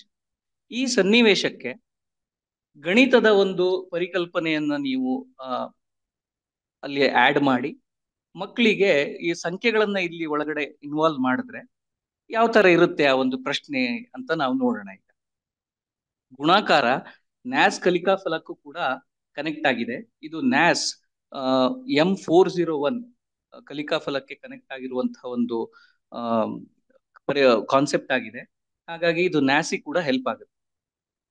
ಪ್ರಶ್ನೆ ಏನು, ಕಿರಣ್ ತಾನು ಪ್ರವಾಸಕ್ಕೆ ಹೋದಾಗ ತನ್ನ ಸಾಕು ನಾಯಿ ಹಾಗೂ ಕೈತೋಟದ ಆರೈಕೆಗೆ ಒಬ್ಬ ವ್ಯಕ್ತಿಯನ್ನು ನೇಮಕ ಮಾಡಿಕೊಂಡನು. ಆ ವ್ಯಕ್ತಿಯು ಕೈತೋಟದ ಆರೈಕೆಗೆ ವಾರಕ್ಕೆ 350 ರೂಪಾಯಿ ಹಾಗೂ ನಾಯಿಯ ಆರೈಕೆಗೆ ದಿನಕ್ಕೆ 20 ರೂಪಾಯಿ ಪಡೆಯುತ್ತಾನೆ. ಹಾಗಾದ್ರೆ ಕಿರಣ್ ಆ ವ್ಯಕ್ತಿಯನ್ನು 2 ವಾರಗಳ ಕಾಲಕ್ಕೆ ನೇಮಕ ಮಾಡಿಕೊಂಡರೆ ಅವನು ಎಷ್ಟು ಹಣವನ್ನ ನೀಡಬೇಕು ಎನ್ನುವಂಥದ್ದು ಪ್ರಶ್ನೆಯಾಗಿರುತ್ತೆ. ಇಲ್ಲಿ ನಾವು 350 ಮತ್ತೆ 20 ರೂಪಾಯಿ ಅಂತ ಇಟ್ಕೊಂಡಿದ್ದೇವೆ. ನೀವು ಕಮ್ಮಿ ಸಂಖ್ಯೆಯನ್ನು ಬಳಸ್ಕೊಂಡು ಇನಿಷಿಯಲಿ ಮಕ್ಕಳಿಗೆ ಈ ಒಂದು ಉದಾಹರಣೆಯನ್ನ ಕೊಡಬಹುದು. ಸನ್ನಿವೇಶವನ್ನ ಒಂದು ಪದ ಸಮಸ್ಯೆಯಾಗಿ ಪರಿವರ್ತಿಸಬಹುದು. 4 ಆಪ್ಷನ್ಗಳನ್ನ ನೀವು ನಾವು ಇಲ್ಲಿ ನೋಡ್ತಾ ಇದ್ದೇವೆ, ABCD ಅಂತ. ಈ 4ರಲ್ಲಿ ಯಾವುದೋ ಒಂದು ಸರಿಯಾದ ಉತ್ತರ ಆಗಿರುತ್ತೆ. ಪರಿಹಾರವನ್ನ ನೋಡೋಣ. ಪರಿಹಾರ ಹಂತ ಹಂತವಾಗಿ ಸ್ಟೆಪ್ ವೈಸ್ ಆಗಿ ಆ ಒಂದು ಕೊಟ್ಟಿರುವಂತಹ ಪದಗಳನ್ನ ಬಳಸ್ಕೊಂಡು ಮಕ್ಕಳು ಸಾಲ್ವ್ ಮಾಡಬೇಕಾಗುತ್ತೆ. ಸೊ ಮೊದಲನೇದಂತಹ ಕೊಟ್ಟಿರುವಂತಹ ದತ್ತಾಂಶ ಏನು ಅಂತಂದ್ರೆ, ಕೈ ತೋಟದ ಆರೈಕೆಗೆ ವಾರಕ್ಕೆ ಎಷ್ಟು ಶುಲ್ಕ ಪಡಿತಾರೆ ಆ ಒಂದು ನೇಮಕ ಮಾಡಿರುವಂತಹ ವ್ಯಕ್ತಿ, ಕೆಲಸಗಾರ ಅಂತ ನೋಡಿದ್ರೆ 350 ರೂಪಾಯಿ ಅವನು ಒಂದು ವಾರಕ್ಕೆ ಚಾರ್ಜ್ ಮಾಡುತ್ತೆ. ನಾಯಿಯ ಆರೈಕೆ, ಆ ಒಂದು ಸಾಕು ನಾಯಿಯ ಒಂದು ದಿನದ ಕೂಲಿ ಇದು ಬಹಳ ಇಂಪಾರ್ಟೆಂಟು. ಯಾಕೆಂದ್ರೆ ಒಂದು ಕೈತೋಟದ ಆರೈಕೆ ವಾರದ ಶುಲ್ಕ, ನಾಯಿಯ ಆರೈಕೆ ಏನಿದೆಯೋ ಸಾಕು ನಾಯಿದು ಅದು ದಿನದ ಶುಲ್ಕವಾಗಿರುತ್ತೆ. ಪ್ರತಿದಿನ 20 ರೂಪಾಯಿ ಕೊಡ್ಬೇಕಾಗುತ್ತೆ. ಇಲ್ಲಿ ಕ್ಯಾಲ್ಕುಲೇಷನ್ ಮಾಡೋದು ಮಕ್ಕಳು ಬಹಳ ಇಂಪಾರ್ಟೆಂಟ್ ಆಗಿದೆ. ಹಾಗಾಗಿ ನಾಯಿಯ ಆರೈಕೆಗೆ ಎಷ್ಟು, ಒಂದು ವಾರಕ್ಕೆ ಎಷ್ಟು ಶುಲ್ಕ ಬೇಕಾಗುತ್ತೆ ಎನ್ನುವಂಥದ್ದು ನೋಡಿದ್ರೆ, ಒಂದು ವಾರದಲ್ಲಿ 7 ದಿನ ಇರುತ್ತೆ. ಸೊ 20 ರೂಪಾಯಿ ಇಂಟು 7 ದಿವಸ. ಸೊ 20ಕ್ಕೆ 7 ಗುಣಿಸಿದಾಗ ನಮಗೆ 140 ಸಿಗುತ್ತೆ. 2 ವಾರಕ್ಕೆ ಕಿರಣ್ ಮಾಲೀಕ ಎಷ್ಟು ಕೊಡಬೇಕು ಹಾಗಿದ್ರೆ ಕೆಲಸದವನಿಗೆ ಅಂತ ನೋಡಿದಾಗ, ಇದು 1 ವಾರದ ಲೆಕ್ಕಾಚಾರ ಆಯ್ತು. 350 ರೂಪಾಯಿ ಕೈತೋಟಕ್ಕೆ 1 ವಾರಕ್ಕೆ ಕೊಡ್ಬೇಕು. ಹಾಗೆ 140 ರೂಪಾಯಿ ನಾಯಿಯ ಆರೈಕೆಗೆ 1 ವಾರಕ್ಕೆ ಕೊಡ್ಬೇಕು. ಹಾಗಾಗಿ ನಾವೇನ್ ಮಾಡ್ಬೇಕು, 2 ವಾರದ ಒಂದು ಶುಲ್ಕವನ್ನ ನಾವು ನೋಡ್ಬೇಕಾದಾಗ 2ಕ್ಕೆ ನಾವು ಈ ಒಂದು ಶುಲ್ಕದ ಒಂದು ಮೊತ್ತವನ್ನ 2 ಜೊತೆ ಗುಣಿಸ್ಬೇಕಾಗುತ್ತೆ. ಹಾಗಾಗಿ 2 ಇಂಟು ಇಲ್ಲಿ ಬ್ರಾಕೆಟ್ ನಲ್ಲಿ 350 ಪ್ಲಸ್ 140 ಅಂತ ನಾವು ಬರಿತಾ ಇದ್ದೇವೆ. ಅಂದ್ರೆ ಈ 350 ರೂಪಾಯಿ ಮತ್ತೆ 140 ರೂಪಾಯಿಗಳನ್ನ ನಾವು ಫಸ್ಟ್ ಆಡ್ ಮಾಡಿಕೊಂಡು ಅದನ್ನ ನಾವು 2 ಜೊತೆ ಗುಣಿಸ್ಬೇಕು ಎನ್ನುವಂಥದ್ದು ಅರ್ಥ. ಸೊ ಇಲ್ಲಿ ಬ್ರಾಕೆಟಿನ ಪರಿಕಲ್ಪನೆ ಕೂಡ ಮಕ್ಕಳಿಗೆ ತಿಳುವಳಿಕೆ ಆಗುವಂತ ಸಾಧ್ಯತೆ ಇರುತ್ತೆ. ಸೊ 2 ಇಂಟು 350 ಮತ್ತೆ 140 ನಾವು ಸಂಕಲನ ಮಾಡಿದಾಗ 490 ರೂಪಾಯಿ ಅಂತ ಸಿಗುತ್ತೆ. ಅದನ್ನ ನಾವು 2 ಜೊತೆ ಮಲ್ಟಿಪ್ಲೈ ಮಾಡಿದಾಗ, ಗುಣಿಸಿದಾಗ ನಮಗೆ ಟೋಟಲ್ ಆಗಿ 980 ರೂಪಾಯಿ. ನ್ಯಾಸ್ ಪರೀಕ್ಷೆಗೆ, ಆ ಪರೀಕ್ಷೆಗೆ ತಯಾರಿ ಮಾಡಲಿಕ್ಕೆ ನಾವು ಮಕ್ಕಳಿಗೆ ನ್ಯಾಸ್ ವರ್ಕ್ ಬುಕ್ ಅನ್ನ ತಯಾರಿ ಮಾಡಿದ್ದೇವೆ CWC ಸಂಸ್ಥೆಯಿಂದ. ಆ ಒಂದು ಬುಕ್ ನಲ್ಲಿ ಪ್ರತಿಯೊಂದು ತರಗತಿವಾರು, ಅಂದ್ರೆ ತರಗತಿ 5 ಮತ್ತೆ ತರಗತಿ 8 ಎರಡು ತರಗತಿಗಳಿಗೂ ಕೂಡ ಒಂದು ನ್ಯಾಸ್ ವರ್ಕ್ ಬುಕ್ ಅನ್ನ ನಾವು ರೆಡಿ ಮಾಡಿದ್ದೇವೆ. ಈ ವರ್ಕ್ ಬುಕ್ ನಲ್ಲಿ ಎಲ್ಲೋ ವೈಸ್ ಪ್ರತಿಯೊಂದು ಕಲಿಕಾ ಫಲ, ತರಗತಿ 5ಕ್ಕೆ ಎಷ್ಟು ಕಲಿಕಾ ಫಲ ಇದೆಯೋ 15 ಕಲಿಕಾ ಫಲಗಳಿದಾವೆ. ಹಾಗೆ ತರಗತಿ 20 ಕಲಿಕಾ ಫಲಗಳಿದಾವೆ. ಪ್ರತಿಯೊಂದು ಕಲಿಕಾ ಫಲಕ್ಕೂ ಕೂಡ ಈ ರೀತಿಯಾದಂತಹ ಪದ ಸಮಸ್ಯೆಗಳನ್ನು ನಾವು ನೀಡಿದ್ದೇವೆ. ಮಕ್ಕಳಿಗೆ ಅದು ತಲುಪಿದ ಮೇಲೆ ಮಕ್ಕಳು ಆ ಒಂದು ಕ್ವಶನ್ಸ್ ಅನ್ನ ಸಾಲ್ವ್ ಮಾಡಿ ನ್ಯಾಸ್ ಪರೀಕ್ಷೆಗೆ ತಯಾರಿ ಮಾಡಬಹುದು ಅಂತ ನಾವು ಹೇಳಲಿಕ್ಕೆ ಬಯಸ್ತೇವೆ. ಅದೇ ರೀತಿ ಈ ನ್ಯಾಸ್ ಬುಕ್ಕಿಗೆ ಟೀಚರ್ ಸೊಲ್ಯೂಷನ್ ಮ್ಯಾನ್ಯುಯಲ್ ಕೂಡ ನಾವು ಮಾಡಿದ್ದೇವೆ. ಅದು ಟೀಚೋಪಿಯಾ ಆಪ್ ನಲ್ಲಿ ಕೂಡ ಲಭ್ಯವಿರುತ್ತೆ. ಸೊ ಈ ಸಂಪನ್ಮೂಲಗಳ ಸದುಪಯೋಗ ಪಡಿಸ್ಕೊಬೇಕು ಅಂತ ನಾವು ಇಲ್ಲಿ ಕೇಳ್ಕೊಳ್ತೀವಿ. ಒಂದು ಬಸ್ಸು ದಿನಕ್ಕೆ 12 ಗಂಟೆ ಚಲಿಸುತ್ತದೆ. 1 ಗಂಟೆಯಲ್ಲಿ ಅದು 47 ಕಿಲೋಮೀಟರ್ ಚಲಿಸುತ್ತದೆ. 2 ವಾರದಲ್ಲಿ ಬಸ್ಸು ಚಲಿಸಿದ ದೂರವನ್ನು ಕಂಡುಹಿಡಿಯಿರಿ. ಇಲ್ಲಿ ಒಂದು ಪರಿಗಣಿಸೋಣ, ಬಸ್ಸು ಯಾವುದೇ ದಿನ ರಜೆ ಹಾಕೊಂಡಿಲ್ಲ ಅಂತ, ರಜಾ ದಿವಸ ಬಸ್ಸಿಗಿಲ್ಲ ಅಂತ ನಾವು ಪರಿಗಣಿಸೋಣ. ಪ್ರತಿ ಗಂಟೆಯಲ್ಲೂ 40 ಕಿಲೋಮೀಟರ್ ಚಲಿಸುವಂತಹ ಒಂದು ಬಸ್ಸು 12 ಗಂಟೆ ಚಲಿಸಿದೆ. 1 ವಾರದಲ್ಲಿ ಚಲಿಸಿದ ದೂರವನ್ನ ಕಂಡುಹಿಡಿಯಿರಿ ಎನ್ನುವಂಥದ್ದು. ABCD 4 ಆಪ್ಷನ್ ಇದೆ. ಸರಿಯಾದ ಉತ್ತರ ಯಾವುದು ಅಂತ ನೋಡೋಣ. ಸರಿಯಾದ ಉತ್ತರ ಆಪ್ಷನ್ A, 7896 ಕಿಲೋಮೀಟರ್ಗಳು. ಹೇಗೆ ಬಂತು ಈ ಒಂದು ಉತ್ತರ ಅಂತ ಒಂದು ಎಕ್ಸ್ಪ್ಲನೇಷನ್ ನೋಡೋಣ. 2 ವಾರಗಳಲ್ಲಿ ಬಸ್ಸು ಚಲಿಸಿದ ದೂರ ನಾವು ಕ್ಯಾಲ್ಕುಲೇಟ್ ಮಾಡ್ಬೇಕಾಗತ್ತೆ. ಹಾಗಾಗಿ 2 ವಾರದಲ್ಲಿ ಎಷ್ಟು ದಿನ ಇದೆ ಅಂತ ನೋಡಿದ್ರೆ 14 ದಿವಸ ಇದೆ. ಅದರೊಟ್ಟಿಗೆ ಪ್ರತಿ ಗಂಟೆಗಳು ಅಂದ್ರೆ ಪ್ರತಿ ದಿವಸ ಬಸ್ಸು ಚಲಿಸುವ ಗಂಟೆಗಳು ನೋಡಿದ್ರೆ 12 ಗಂಟೆಗಳು. ಹಾಗೆ ಪ್ರತಿ ಒಂದು ಗಂಟೆಯಲ್ಲಿ ಎಷ್ಟು ಕಿಲೋಮೀಟರ್ ಬಸ್ ಸಾಗುತ್ತೆ ಅಂತ ನೋಡಿದ್ರೆ 47.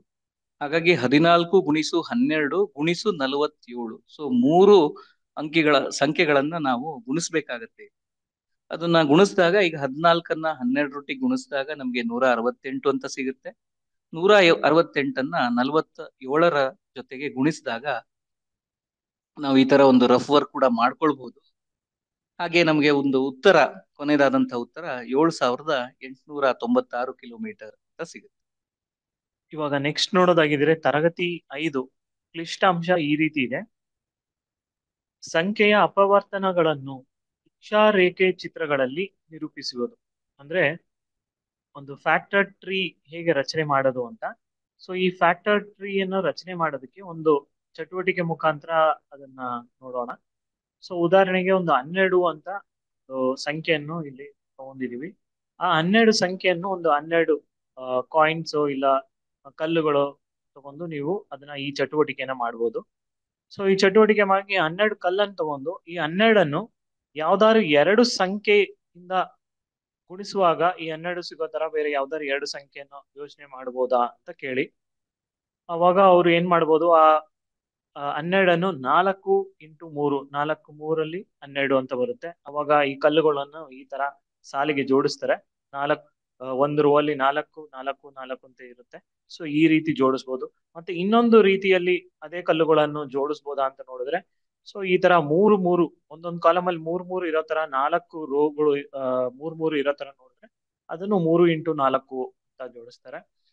ಸೊ ಇನ್ನ ಯಾವ್ದಾದ್ರು ಬೇರೆ 2 ಸಂಖ್ಯೆಗಳನ್ನು ಗುಣಿಸಿದ್ರೆ ಅವ್ರಿಗೆ 12 ಬರುತ್ತಾ ಅಂತ ನೋಡಿದ್ರೆ, ಈ ರೀತಿ 6 ಇಂಟು 2, ಸೊ ಅದು 12 ಬರುತ್ತೆ. ಮತ್ತೆ ಈ ರೀತಿ ಅಡ್ಡವಾಗಿ ಇಡುವಾಗ 2 ಇಂಟು 6 12 ಬರುತ್ತೆ. ಸೊ ಈ ಚಟುವಟಿಕೆಯನ್ನು ಮಾಡುವಾಗ ಏನಾಗುತ್ತೆ, 12 ಅನ್ನೋ ಒಂದು ಸಂಖ್ಯೆಯನ್ನು ನಾವು ತಗೊಂಡಿದೀವಿ. ಆ ಸಂಖ್ಯೆಯನ್ನು 2 ಸಂಖ್ಯೆಗಳನ್ನು ಬಳಸಿ ನಾವು 12ಅನ್ನು ಆ 2 ಸಂಖ್ಯೆಯನ್ನು ಗುಣಿಸುವಾಗ ನಮ್ಗೆ 12 ಅನ್ನೋ ಸಂಖ್ಯೆ ಬರಬೇಕು.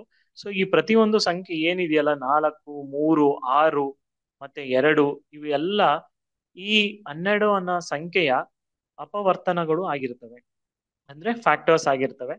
ಆ ಫ್ಯಾಕ್ಟರ್ಸ್ ಅನ್ನ ಹೇಗೆ ಒಂದು ಅಪವರ್ತನ ವೃಕ್ಷವನ್ನು ಹೇಗೆ ರಚನೆ ಮಾಡೋದು ಅಂತ ನೋಡೋಣ. ಫ್ಯಾಕ್ಟರ್ ಟ್ರೀನ ಹೇಗೆ ಕ್ರಿಯೇಟ್ ಮಾಡೋದು ಅಂತ. ಸೊ ಮೊದಲಿಗೆ ನಾವೇನ್ ಮಾಡ್ತೀವಿ, ಆ ಸಂಖ್ಯೆ ಏನು ಕೊಟ್ಟಿದಾರಲ್ಲ ಅದನ್ನ ಈ ತರ ಒಂದು ವೃತ್ತವನ್ನು ಹಾಕಿ ಆ ಸಂಖ್ಯೆನ ಅಲ್ಲಿ ಬರ್ಕೋತಾ ಇದೀವಿ. ಮತ್ತೆ ಇದನ್ನು 2 ಸಂಖ್ಯೆ, ನಾವು ಆವಾಗ್ಲೇ ಹೇಳಿದ್ವಿ 2 ಸಂಖ್ಯೆಯನ್ನು ಗುಣಿಸುವಾಗ ಈ 12 ಸಿಗುತ್ತೆ ಅಂತ. ಆ 2 ಸಂಖ್ಯೆಗಳನ್ನು ಈ ರೀತಿ ಒಂದು 2 ಗೆರೆಯನ್ನು ಹಾಕಿ ಆ ಗೆರೆ ಕೆಳಗೆ ಮತ್ತೆ 2 ವೃತ್ತವನ್ನು ಹಾಕಿ ಆ ಸಂಖ್ಯೆಗಳನ್ನು ಅಲ್ಲಿ ನಾವು ಬರಿಬಹುದು. ಮತ್ತೆ ಇವಾಗ ಇಲ್ಲಿ ನಮ್ಗೆ 2 ಸಂಖ್ಯೆ ಇದಾವೆ, 4 ಮತ್ತೆ 3. ಸೊ ಇಲ್ಲಿ 4ಅನ್ನು ಮತ್ತೆ ಇನ್ನ 2 ಸಂಖ್ಯೆಯನ್ನು ಮಲ್ಟಿಪ್ಲೈ ಮಾಡುವಾಗ ಈ 4 ಸಿಗುತ್ತಾ, ಆ ತರ ಸಂಖ್ಯೆಗಳು ಯಾವ್ದಾರು ಇದೆಯಾ ಅಂತ ನೋಡುವಾಗ ಹೌದು. ಸೊ 4ಅನ್ನು ನಾವು 2 ಮತ್ತೆ ಇಂಟು 2 ಈ ರೀತಿ 2 ಮತ್ತೆ 2 ಮಲ್ಟಿಪ್ಲೈ ಗುಣಿಸುವಾಗ ನಮ್ಗೆ 4 ಸಿಗುತ್ತೆ. ಬಟ್ 3 1 ಇಂಟು 3 ಅದನ್ನ ಬಿಟ್ರೆ ಬೇರೆ ಯಾವ ಸಂಖ್ಯೆ ಎಲ್ಲೂ ಬರೋದಿಲ್ಲ. ಅದರಿಂದ ನಾವು ಅಲ್ಲಿಗೆ ಆ 3 ವೃತ್ತವನ್ನು ಅಲ್ಲಿಗೆ ನಿಲ್ಲಿಸ್ತೀವಿ. ಸೊ ಈ ರೀತಿ ನಾವು ಒಂದು ಅಪವರ್ತನ ವೃಕ್ಷವನ್ನು ಈ ರೀತಿ ನಾವು ಕ್ರಿಯೇಟ್ ಮಾಡ್ಬೋದು, ಅಂದ್ರೆ ಫ್ಯಾಕ್ಟರ್ ಟ್ರೀನ ರಚನೆ ಮಾಡ್ತಾ ಹೋಗ್ಬೋದು. ಸೊ ಇಲ್ಲಿಗೆ ಈ ಸಂಖ್ಯೆಯ ಅಪವರ್ತನ ವೃಕ್ಷ ಕಂಪ್ಲೀಟ್ ಆಗುತ್ತೆ. ಸೊ ಇಲ್ಲಿ ನೋಡೋದಾಗಿದ್ರೆ ನಮ್ಮ ಈ 12 ಸಂಖ್ಯೆಯ ಅಪವರ್ತನಗಳು ಯಾವ್ಯಾವ ಇದೆ ಅಂತ ನೋಡಿದ್ರೆ 1 2 3 4 ಮತ್ತೆ 6 ಮತ್ತೆ 12 ಇವೆಲ್ಲ ಇದರ ಫ್ಯಾಕ್ಟರ್ಸ್ ಆಗಿರುತ್ತೆ. ಮತ್ತೆ ಇಲ್ಲಿರೋದು ಅಪವರ್ತನ ವೃಕ್ಷವಾಗಿರುತ್ತೆ. ಅದೇ ರೀತಿಯಲ್ಲಿ ಇದು ಒಂದೇ ಅಪವರ್ತನ ವೃಕ್ಷ ನಮ್ಗೆ ಈ ಸಂಖ್ಯೆಗೆ ಬಿಡಿಸಲಾಗುತ್ತದ ಅಂತ ನೋಡಿದ್ರೆ ಇಲ್ಲ, ಇನ್ನೊಂದು ವೃಕ್ಷವನ್ನು ನಾವು ರಚನೆ ಮಾಡ್ಬೋದು. ಸೊ ಈ ಪ್ರಶ್ನೆಯನ್ನು ವಿದ್ಯಾರ್ಥಿಗಳಿಗೆ ಹೇಳ್ಬೋದು. ಅವಾಗ ಅವರು 12ಅನ್ನು ಬೇರೆ ಯಾವ್ದಾದ್ರು 2 ಸಂಖ್ಯೆ ಆಲ್ರೆಡಿ ಇಲ್ಲಿ ನೋಡಿದ್ವಿ 6 ಇಂಟು 2. ಸೊ ಅದೇ ತರ 6 ಮತ್ತೆ 2 ಅಂತ ಹಾಕ್ತಿವಿ. ಸೊ ಇಲ್ಲೂ ಮತ್ತೆ 6 ನೋಡುವಾಗ 6 ಮತ್ತೆ ನಾವು 3 ಇಂಟು 2 ಅಂತ ಬರಿಬಹುದು. ಮತ್ತೆ 2 ಅಲ್ಲಿಗೆ ನಿಲ್ಲುತ್ತೆ, ಯಾಕಂದ್ರೆ 1 ಇಂಟು 2. ಸೊ ಇದು ಇನ್ನೊಂದು ಅಪವರ್ತನ ವೃಕ್ಷವಾಗಿರುತ್ತೆ ಅದೇ ಸಂಖ್ಯೆಗೆ. ಸೊ ಒಂದಷ್ಟು ನೀವು ಇದೇ ತರ ಪ್ರಶ್ನೆಗಳನ್ನು ಕೊಟ್ಟಿ 12 ಇಲ್ಲ 24 ಇಲ್ಲ ಬೇರೆ ಬೇರೆ ಸಂಖ್ಯೆಗಳನ್ನು ಕೊಟ್ಟಿ ಅದರ ಅಪವರ್ತನ ವೃಕ್ಷಗಳನ್ನು ಸೃಷ್ಟಿ ಮಾಡಕ್ಕೆ ಹೇಳ್ಬೋದು. ಸೊ ಇಲ್ಲಿ ಒಂದೇ ಅಪವರ್ತನ ವೃಕ್ಷ ಬರುತ್ತಾ, ಇಲ್ಲ ಅಂದ್ರೆ ಒಂದಷ್ಟು 2-3 ಫ್ಯಾಕ್ಟರ್ ಟ್ರೀ ಅನ್ನು ರಚನೆ ಮಾಡ್ಬೋದಾ ಅಂತ ಅವ್ರಿಗೆ ಪ್ರಶ್ನೆಗಳನ್ನ ತರಗತಿಯಲ್ಲಿ ಕೇಳ್ತಾ ಹೋಗ್ಬೋದು. ಮತ್ತೆ ಈ 12 ಸಂಖ್ಯೆಯ ಮಲ್ಟಿಪಲ್ಸ್ ಅಪವರ್ತ್ಯಗಳು ಯಾವುದು ಅಂತ ನೋಡಿದ್ರೆ, ಇವಾಗ 12, 24, 36, 48, 60, 96, 108 ಅಂತ ಹೋಗ್ತಾನೆ ಇರುತ್ತೆ ಒಂದು ದೊಡ್ಡ ಲಿಸ್ಟ್ ಆಗಿ. ಈ ವರ್ತಿಯಗಳು ಯಾವ ತರ ಮಲ್ಟಿಪಲ್ಸ್ ಯಾವ ತರ ಬರುತ್ತೆ ಅಂತ ನೋಡಿದ್ರೆ, ಇವಾಗ 12 ನಾವು ಅದನ್ನ ಒಂದು ಸ್ವಾಭಾವಿಕ ಸಂಖ್ಯೆ ಜೊತೆ ನಾವು ಗುಣಿಸುವಾಗ 12 × 1 12, ಮತ್ತೆ 2 ಜೊತೆ ಗುಣಿಸುವಾಗ 24, 3 ಜೊತೆ ಗುಣಿಸುವಾಗ 36, ಹಂಗೆ ನಾವು 4 ಜೊತೆ 5 ಜೊತೆ ಗುಣಿಸ್ತಾ ಹೋಗ್ತಾ ಇರುವಾಗ ಬರುವ ನಮ್ಗೆ ಗುಣಲಬ್ಧ ಏನಿದೆಯಲ್ಲ ಅದು ನಮ್ಮ ಮಲ್ಟಿಪಲ್ಸ್ ಆಗ್ತಾ ಹೋಗುತ್ತೆ. ಸೊ ಅದು ಫಿಕ್ಸಡ್ ಇರಲ್ಲ, ಒಂದಷ್ಟು ಸಂಖ್ಯೆಗಳು ಇನ್ಫೈನೈಟ್ ಆಗಿ ಹೋಗ್ತಾನೆ ಇರುತ್ತೆ. ಬಟ್ ಆದ್ರೆ ಅಪವರ್ತನಗಳು ಫ್ಯಾಕ್ಟರ್ಸ್ ಏನಿದೆಯಾ ಅದು ಫಿಕ್ಸ್ಡ್ ಆಗಿರುತ್ತೆ.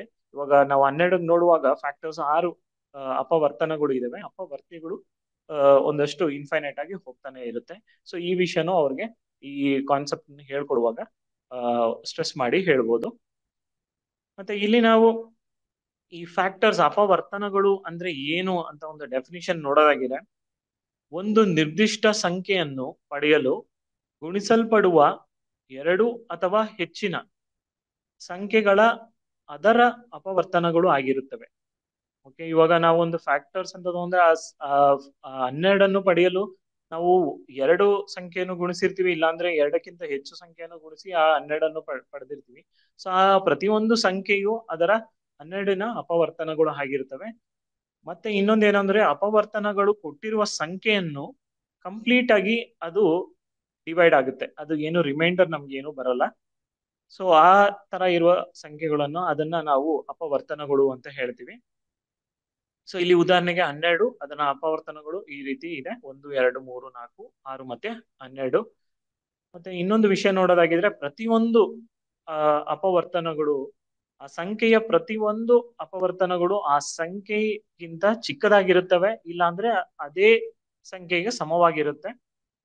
ಅದೇ ಅಪವರ್ತಿಗಳು ಮಲ್ಟಿಪಲ್ಸ್ ನೋಡೋದಾಗಿದ್ರೆ ಆ ಸಂಖ್ಯೆಗಿಂತ ದೊಡ್ಡದಾಗಿರುತ್ತವೆ, ಇಲ್ಲ ಅದೇ ಸಂಖ್ಯೆಗೆ ಸಮವಾಗಿರುತ್ತವೆ. ಸೊ ಮಲ್ಟಿಪಲ್ಸ್ ದೊಡ್ಡದಾಗಿರುತ್ತೆ, ಅದೇ ನಾವು ಫ್ಯಾಕ್ಟರ್ಸ್ ನೋಡೋದಾಗಿದ್ರೆ ಅದು ಆ ಸಂಖ್ಯೆಗಿಂತ ಸಣ್ಣದಾಗಿರುತ್ತೆ ಮತ್ತೆ ಸಮವಾಗಿರುತ್ತೆ ಅಂತ ಈ ವಿಷಯನ ಅವ್ರಿಗೆ ಹೇಳ್ಕೊಡ್ಬೋದು. ಮತ್ತೆ ಉದಾಹರಣೆಗೆ ಅಪವರ್ತಿಗಳು ನೋಡಿದ್ರೆ 7ಗೆ ಅಪವರ್ತಿಗಳು ಈ ತರ ಇರುತ್ತೆ: 7, 14, 21, 28 ಅಂತ ಹೋಗ್ತಾ ಇರುತ್ತೆ.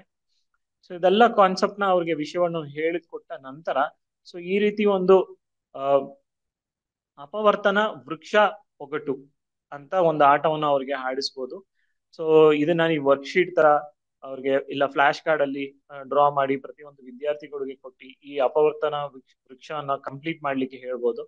ಸೊ ಇಲ್ಲಿ ಮಧ್ಯದಲ್ಲಿ ಒಂದಷ್ಟು ಗ್ಯಾಪ್ಗಳು ಇದಾವೆ, ವೃತ್ತದಲ್ಲಿ ಒಂದಷ್ಟು ಸಂಖ್ಯೆಗಳು ಇಲ್ಲ, ಆ ಬಿಟ್ಟು ಹೋಗಿರುವ ಸಂಖ್ಯೆಗಳನ್ನು ಅವರು ತುಂಬಬೇಕು. ಸೊ ಉದಾಹರಣೆಗೆ 48 ಅಂತ ಇದೆ, ಈ ಕಡೆ 6 ಇದೆ.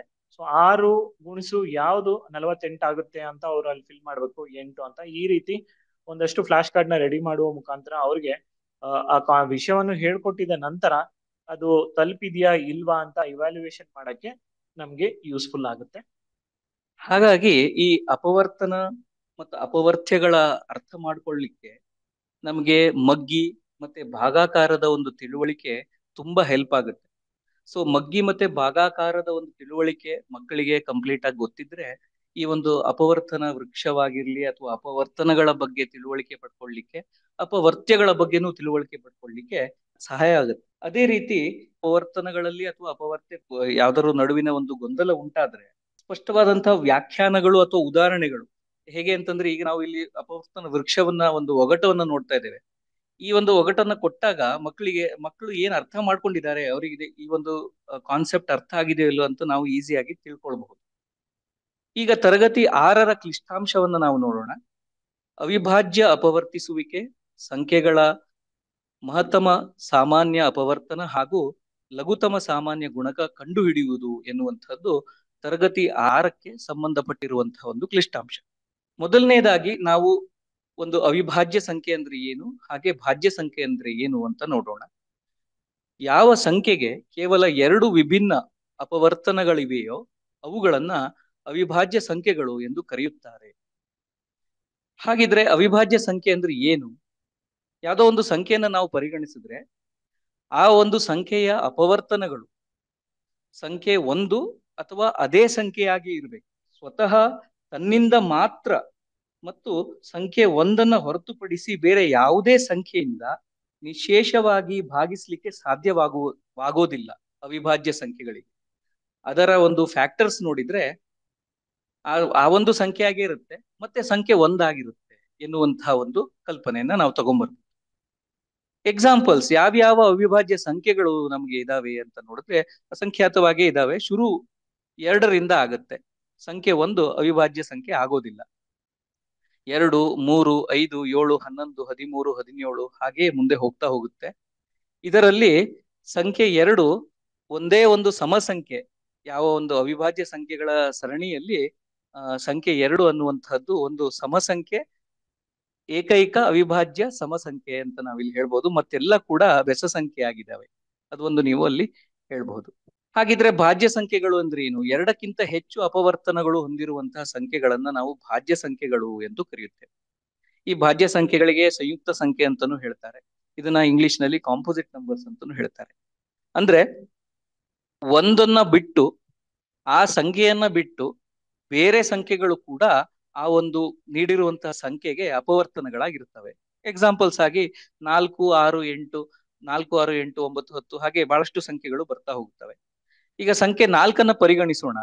ಅದರ ಅಪವರ್ತನಗಳನ್ನ ನೋಡಿದಾಗ ಸಂಖ್ಯೆ 1 ಅದರ ಅಪವರ್ತನವಾಗಿರುತ್ತೆ, ವಿಶೇಷವಾಗಿ ಭಾಗಿಸುತ್ತೆ, ಹಾಗಾಗಿ ನಾವು ಅದರ ಅಪವರ್ತನ 1 ಅಂತ ಹೇಳ್ಬೋದು. ಅದೇ ರೀತಿ ಅದೇ ಸಂಖ್ಯೆ ಕೂಡ ಅದನ್ನ ವಿಶೇಷವಾಗಿ ಭಾಗಿಸುತ್ತೆ, ಹಾಗಾಗಿ ಅದು ಕೂಡ 4ಅನ್ನು ಕೂಡ ನಾವು ಅದರ ಅಪವರ್ತನ ಹೇಳ್ಬೋದು. ಇದು ಬಿಟ್ಟು ಬೇರೆ ಯಾವ್ದಾದ್ರು ಸಂಖ್ಯೆ ಇದೆಯಾ ಅಂತ ನೋಡಿದ್ರೆ ಸಂಖ್ಯೆ 2 4ರನ್ನ ಭಾಗಿಸುತ್ತೆ, ರಿಮೈಂಡರ್ ಇಲ್ಲದೆ ಭಾಗಿಸ್ಲಿಕ್ಕೆ ಸಾಧ್ಯ. ಹಾಗಾಗಿ 4ರ ಅಪವರ್ತನಗಳು ಯಾವ್ಯಾವು ಅಂದ್ರೆ 1, 2 ಮತ್ತೆ 4. ಸೊ 3 ಸಂಖ್ಯೆಗಳು ಬಂತು. ಸೊ 2ಕ್ಕಿಂತ ಹೆಚ್ಚು ಅಪವರ್ತನಗಳು ಸಂಖ್ಯೆ 4ಕ್ಕೆ ದೊರಕಿದೆ.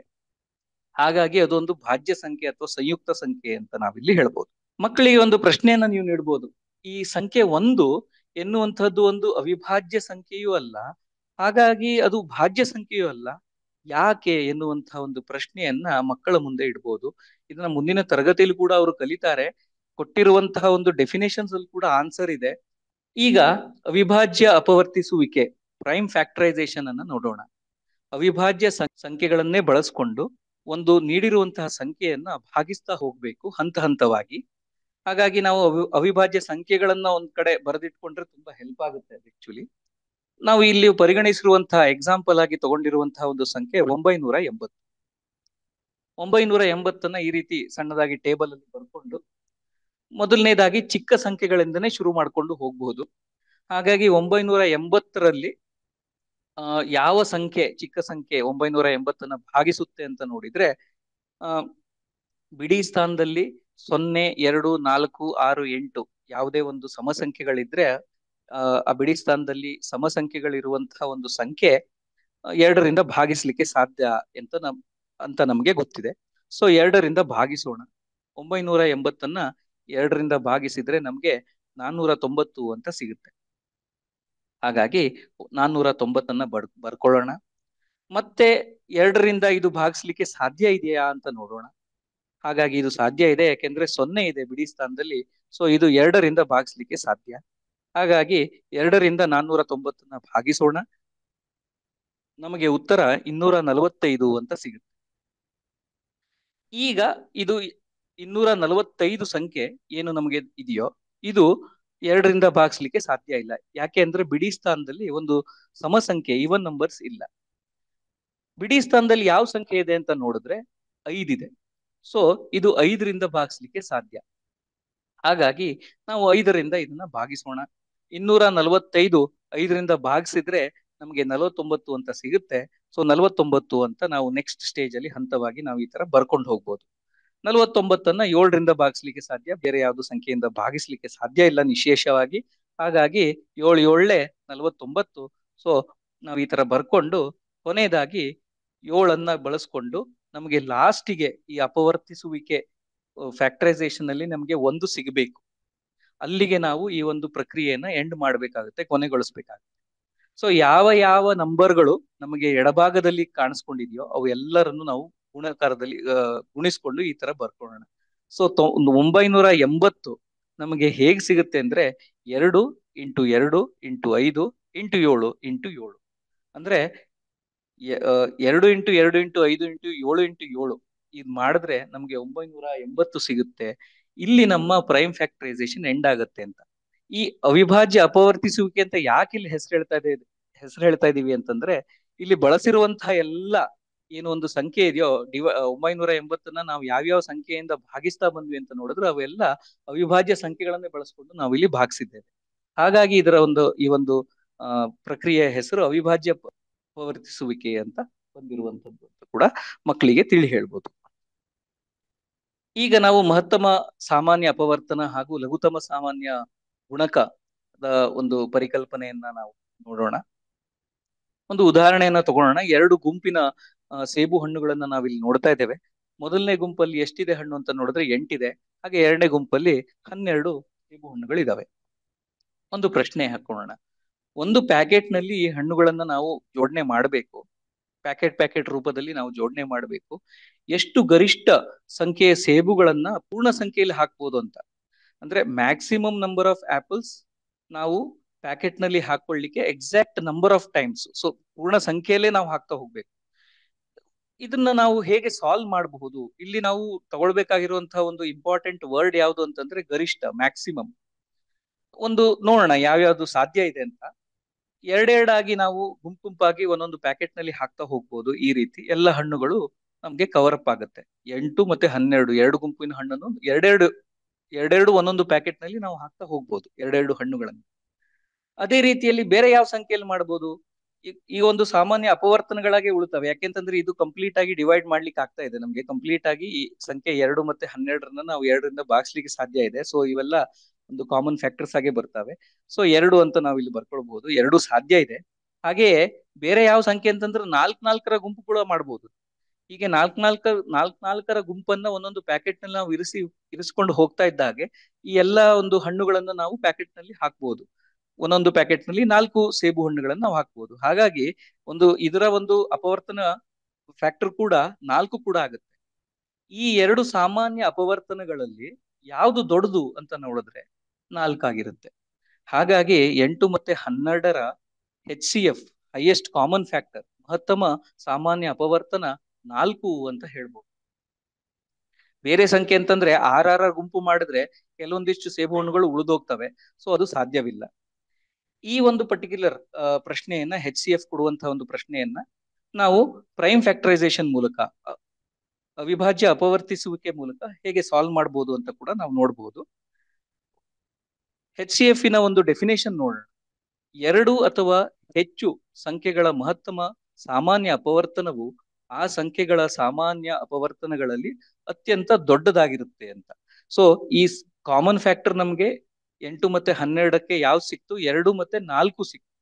ಈ ಎರಡು ಸಾಮಾನ್ಯ ಅಪವರ್ತನಗಳಲ್ಲಿ ಯಾವುದು ದೊಡ್ಡದು ಅಂತ ನೋಡಿದ್ರೆ ನಮ್ಗೆ 4 ಅಂತ ನಾವಿಲ್ಲಿ ಹೇಳ್ಬೋದು. ಪ್ರೈಮ್ ಫ್ಯಾಕ್ಟರೈಸೇಷನ್ ಮೂಲಕ ಈ ಒಂದು ಸಮಸ್ಯೆಯನ್ನ ಹೇಗೆ ಸಾಲ್ವ್ ಮಾಡಬಹುದು ಅಂತ ನೋಡಿದ್ರೆ 8ರನ್ನ 2ರಿಂದ ಭಾಗಿಸುವಂತದ್ದು 4 ಬರುತ್ತೆ. ಹಾಗೆ 4ರನ್ನ 2, ಹಾಗೆ ಈ ರೀತಿ ಮಾಡಿಕೊಂಡು ನಾವು ಎಂಡ್ ಮಾಡ್ಬೋದು ಪ್ರೈಮ್ ಫ್ಯಾಕ್ಟರೈಸೇಷನ್ 8ರನ್ನ.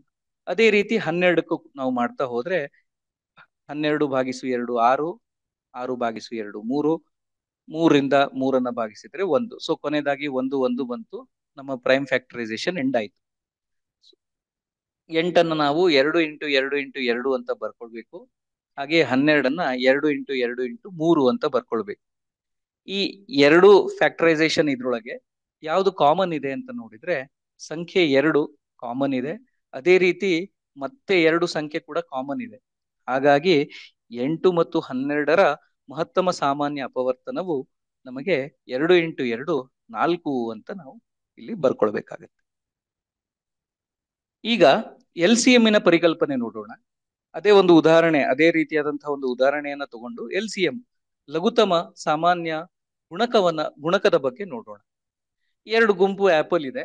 ಒಂದು ಕೆಂಪು ಕಲರಿನ ಆಪಲ್, ಕೆಂಪು ಆಪಲ್, ಇನ್ನೊಂದು ಗ್ರೀನ್ ಆಪಲ್, ಗ್ರೀನ್ ಕಲರಿನ ಆಪಲ್. ಕೆಂಪಿನ ಆಪಲಿನ ಗುಂಪಿನಲ್ಲಿ 8 ಇದಾವೆ. ಹಾಗೆ ಈ ಗ್ರೀನಿನ ಆಪಲ್ ಗುಂಪಿನಲ್ಲಿ 12 ಆಪಲ್ಗಳಿದಾವೆ ಅಂತ ನಾವು, ಸೇಬು ಹಣ್ಣು ಇದಾವೆ ಅಂತ ತಗೊಳ್ಳೋಣ. ಪ್ರಶ್ನೆ ಯಾವ ರೀತಿ ಬರುತ್ತೆ? ಒಂದು ಪ್ಯಾಕೆಟ್ ನಲ್ಲಿ 8 ಕೆಂಪು ಸೇಬುಗಳಿದಾವೆ ಮತ್ತು 12 ಹಸಿರು ಸೇಬುಗಳಿದಾವೆ. ಕೆಂಪು ಮತ್ತು ಹಸಿರು ಸೇಬುಗಳನ್ನು ಸಮಾನ ಸಂಖ್ಯೆಯಲ್ಲಿ ನಾವು ಖರೀದಿಸಬೇಕು. ಅಂದ್ರೆ ಈಕ್ವಲ್ ನಂಬರ್ ಅಲ್ಲಿ ನಾವು ಖರೀದಿಸಬೇಕು. ಖರೀದಿಸಬೇಕಾದ ಕನಿಷ್ಠ ಕೆಂಪು ಸೇಬುಗಳ ಸಂಖ್ಯೆ ಎಷ್ಟು ಎನ್ನುವಂತಹದ್ದು ಪ್ರಶ್ನೆ. ಇಲ್ಲಿ ನಾವು ಇಂಪಾರ್ಟೆಂಟ್ ವರ್ಡ್ ಟರ್ಮಿನಾಲಜಿ ಯಾವುದು ಅಂತ ನೋಡಿದ್ರೆ ಕನಿಷ್ಠ, ಮಿನಿಮಮ್ ಎನ್ನುವಂತಹ ವರ್ಡ್ ಬಹಳ ಇಂಪಾರ್ಟೆಂಟ್ ಆಗುತ್ತೆ. ಈಗ ಗರಿಷ್ಠ ಎನ್ನುವಂಥದ್ದು ಬಂದಾಗ ನಮಗೆ ಅದು HCF ಸಮಸ್ಯೆ ಆಯ್ತು. LCM ಸಮಸ್ಯೆ ಯಾವಾಗ ಬರುತ್ತೆ ಅಂತಂದ್ರೆ ಮಿನಿಮಮ್ ನಂಬರ್ ಅಂತ ಬಂದಾಗ ನಾವು LCM ಸಮಸ್ಯೆ ಅಂತ ನಾವು ಪರಿಗಣಿಸಬಹುದು. ಸೊ ಇದನ್ನ ಹೇಗ್ ಸಾಲ್ವ್ ಮಾಡೋದು, ಆ ಒಂದು ಗುಣಕವನ್ನ ಹೇಗ್ ತಗೊಳ್ಳೋದು, ಅಪವರ್ತ್ಯವನ್ನ ಹೇಗೆ ನೋಡೋದು ಅಂತ ನೋಡಿದ್ರೆ 8 8 ಸಮವಾಗಿಲ್ಲ, ಸೇಮ್ ನಂಬರ್ ತಗೊಳ್ಬೇಕು. ಹಾಗೆ 8ಅನ್ನ ನಾವು ಡಬಲ್ ಮಾಡೋಣ, 16 ಅಂತ ಬರುತ್ತೆ. 16 ಕೆಂಪು ಸೇಬು ಇದೆ, 12 ಹಸಿರು ಸೇಬು ಇದೆ, ಮತ್ತೆ ಸಮವಾಗಿಲ್ಲ ಅದು. ಹಾಗಾಗಿ ನಾವು ಆ ಒಂದು ಹಸಿರು ಸೇಬುವನ್ನ ಡಬಲ್ ಮಾಡೋಣ, ಅದರ ನೆಕ್ಸ್ಟ್ ಮಲ್ಟಿಪಲ್ ಅನ್ನ ನೋಡೋಣ. ಸೊ 24 ಅಂತ ಬರುತ್ತೆ. ಈಗ 16 24 ಕೂಡ ಸಮವಾಗಿಲ್ಲ. ಹಾಗಾಗಿ ನಾವೇನ್ ಮಾಡೋಣ, ಈ ಒಂದು 8ರ ನೆಕ್ಸ್ಟ್ ಮಲ್ಟಿಪಲ್ ನೋಡೋಣ. ಅಂದ್ರೆ 16ಕ್ಕೆ ನಾವು 8ಅನ್ನ ಸೇರ್ಸೋಣ, ಅಥವಾ 8 ಇಂಟು 3 ಮಾಡೋಣ, ನಮಗೆ 24 ಅಂತ ಸಿಗುತ್ತೆ. ಹಾಗಾಗಿ ಇಲ್ಲಿ ನೋಡಿದ್ರೆ ಎರಡೂ ಸಮವಾಗಿದೆ. 24 ಕೆಂಪು ಸೇಬುಗಳು, 24 ಹಸಿರು ಸೇಬುಗಳು ನಮಗೆ ಬರುತ್ತೆ. ಹಾಗಿದ್ದರೆ ಈ ಒಂದು ಪ್ರಶ್ನೆಗೆ ಉತ್ತರ ಏನು, ಲಘುತಮ ಸಾಮಾನ್ಯ ಗುಣಕ ಏನು 8 ಮತ್ತೆ 12 ಅಂತ ನೋಡಿದ್ರೆ 24 ಅಂತ ನಾವಿಲ್ಲಿ ಹೇಳ್ಬೋದು.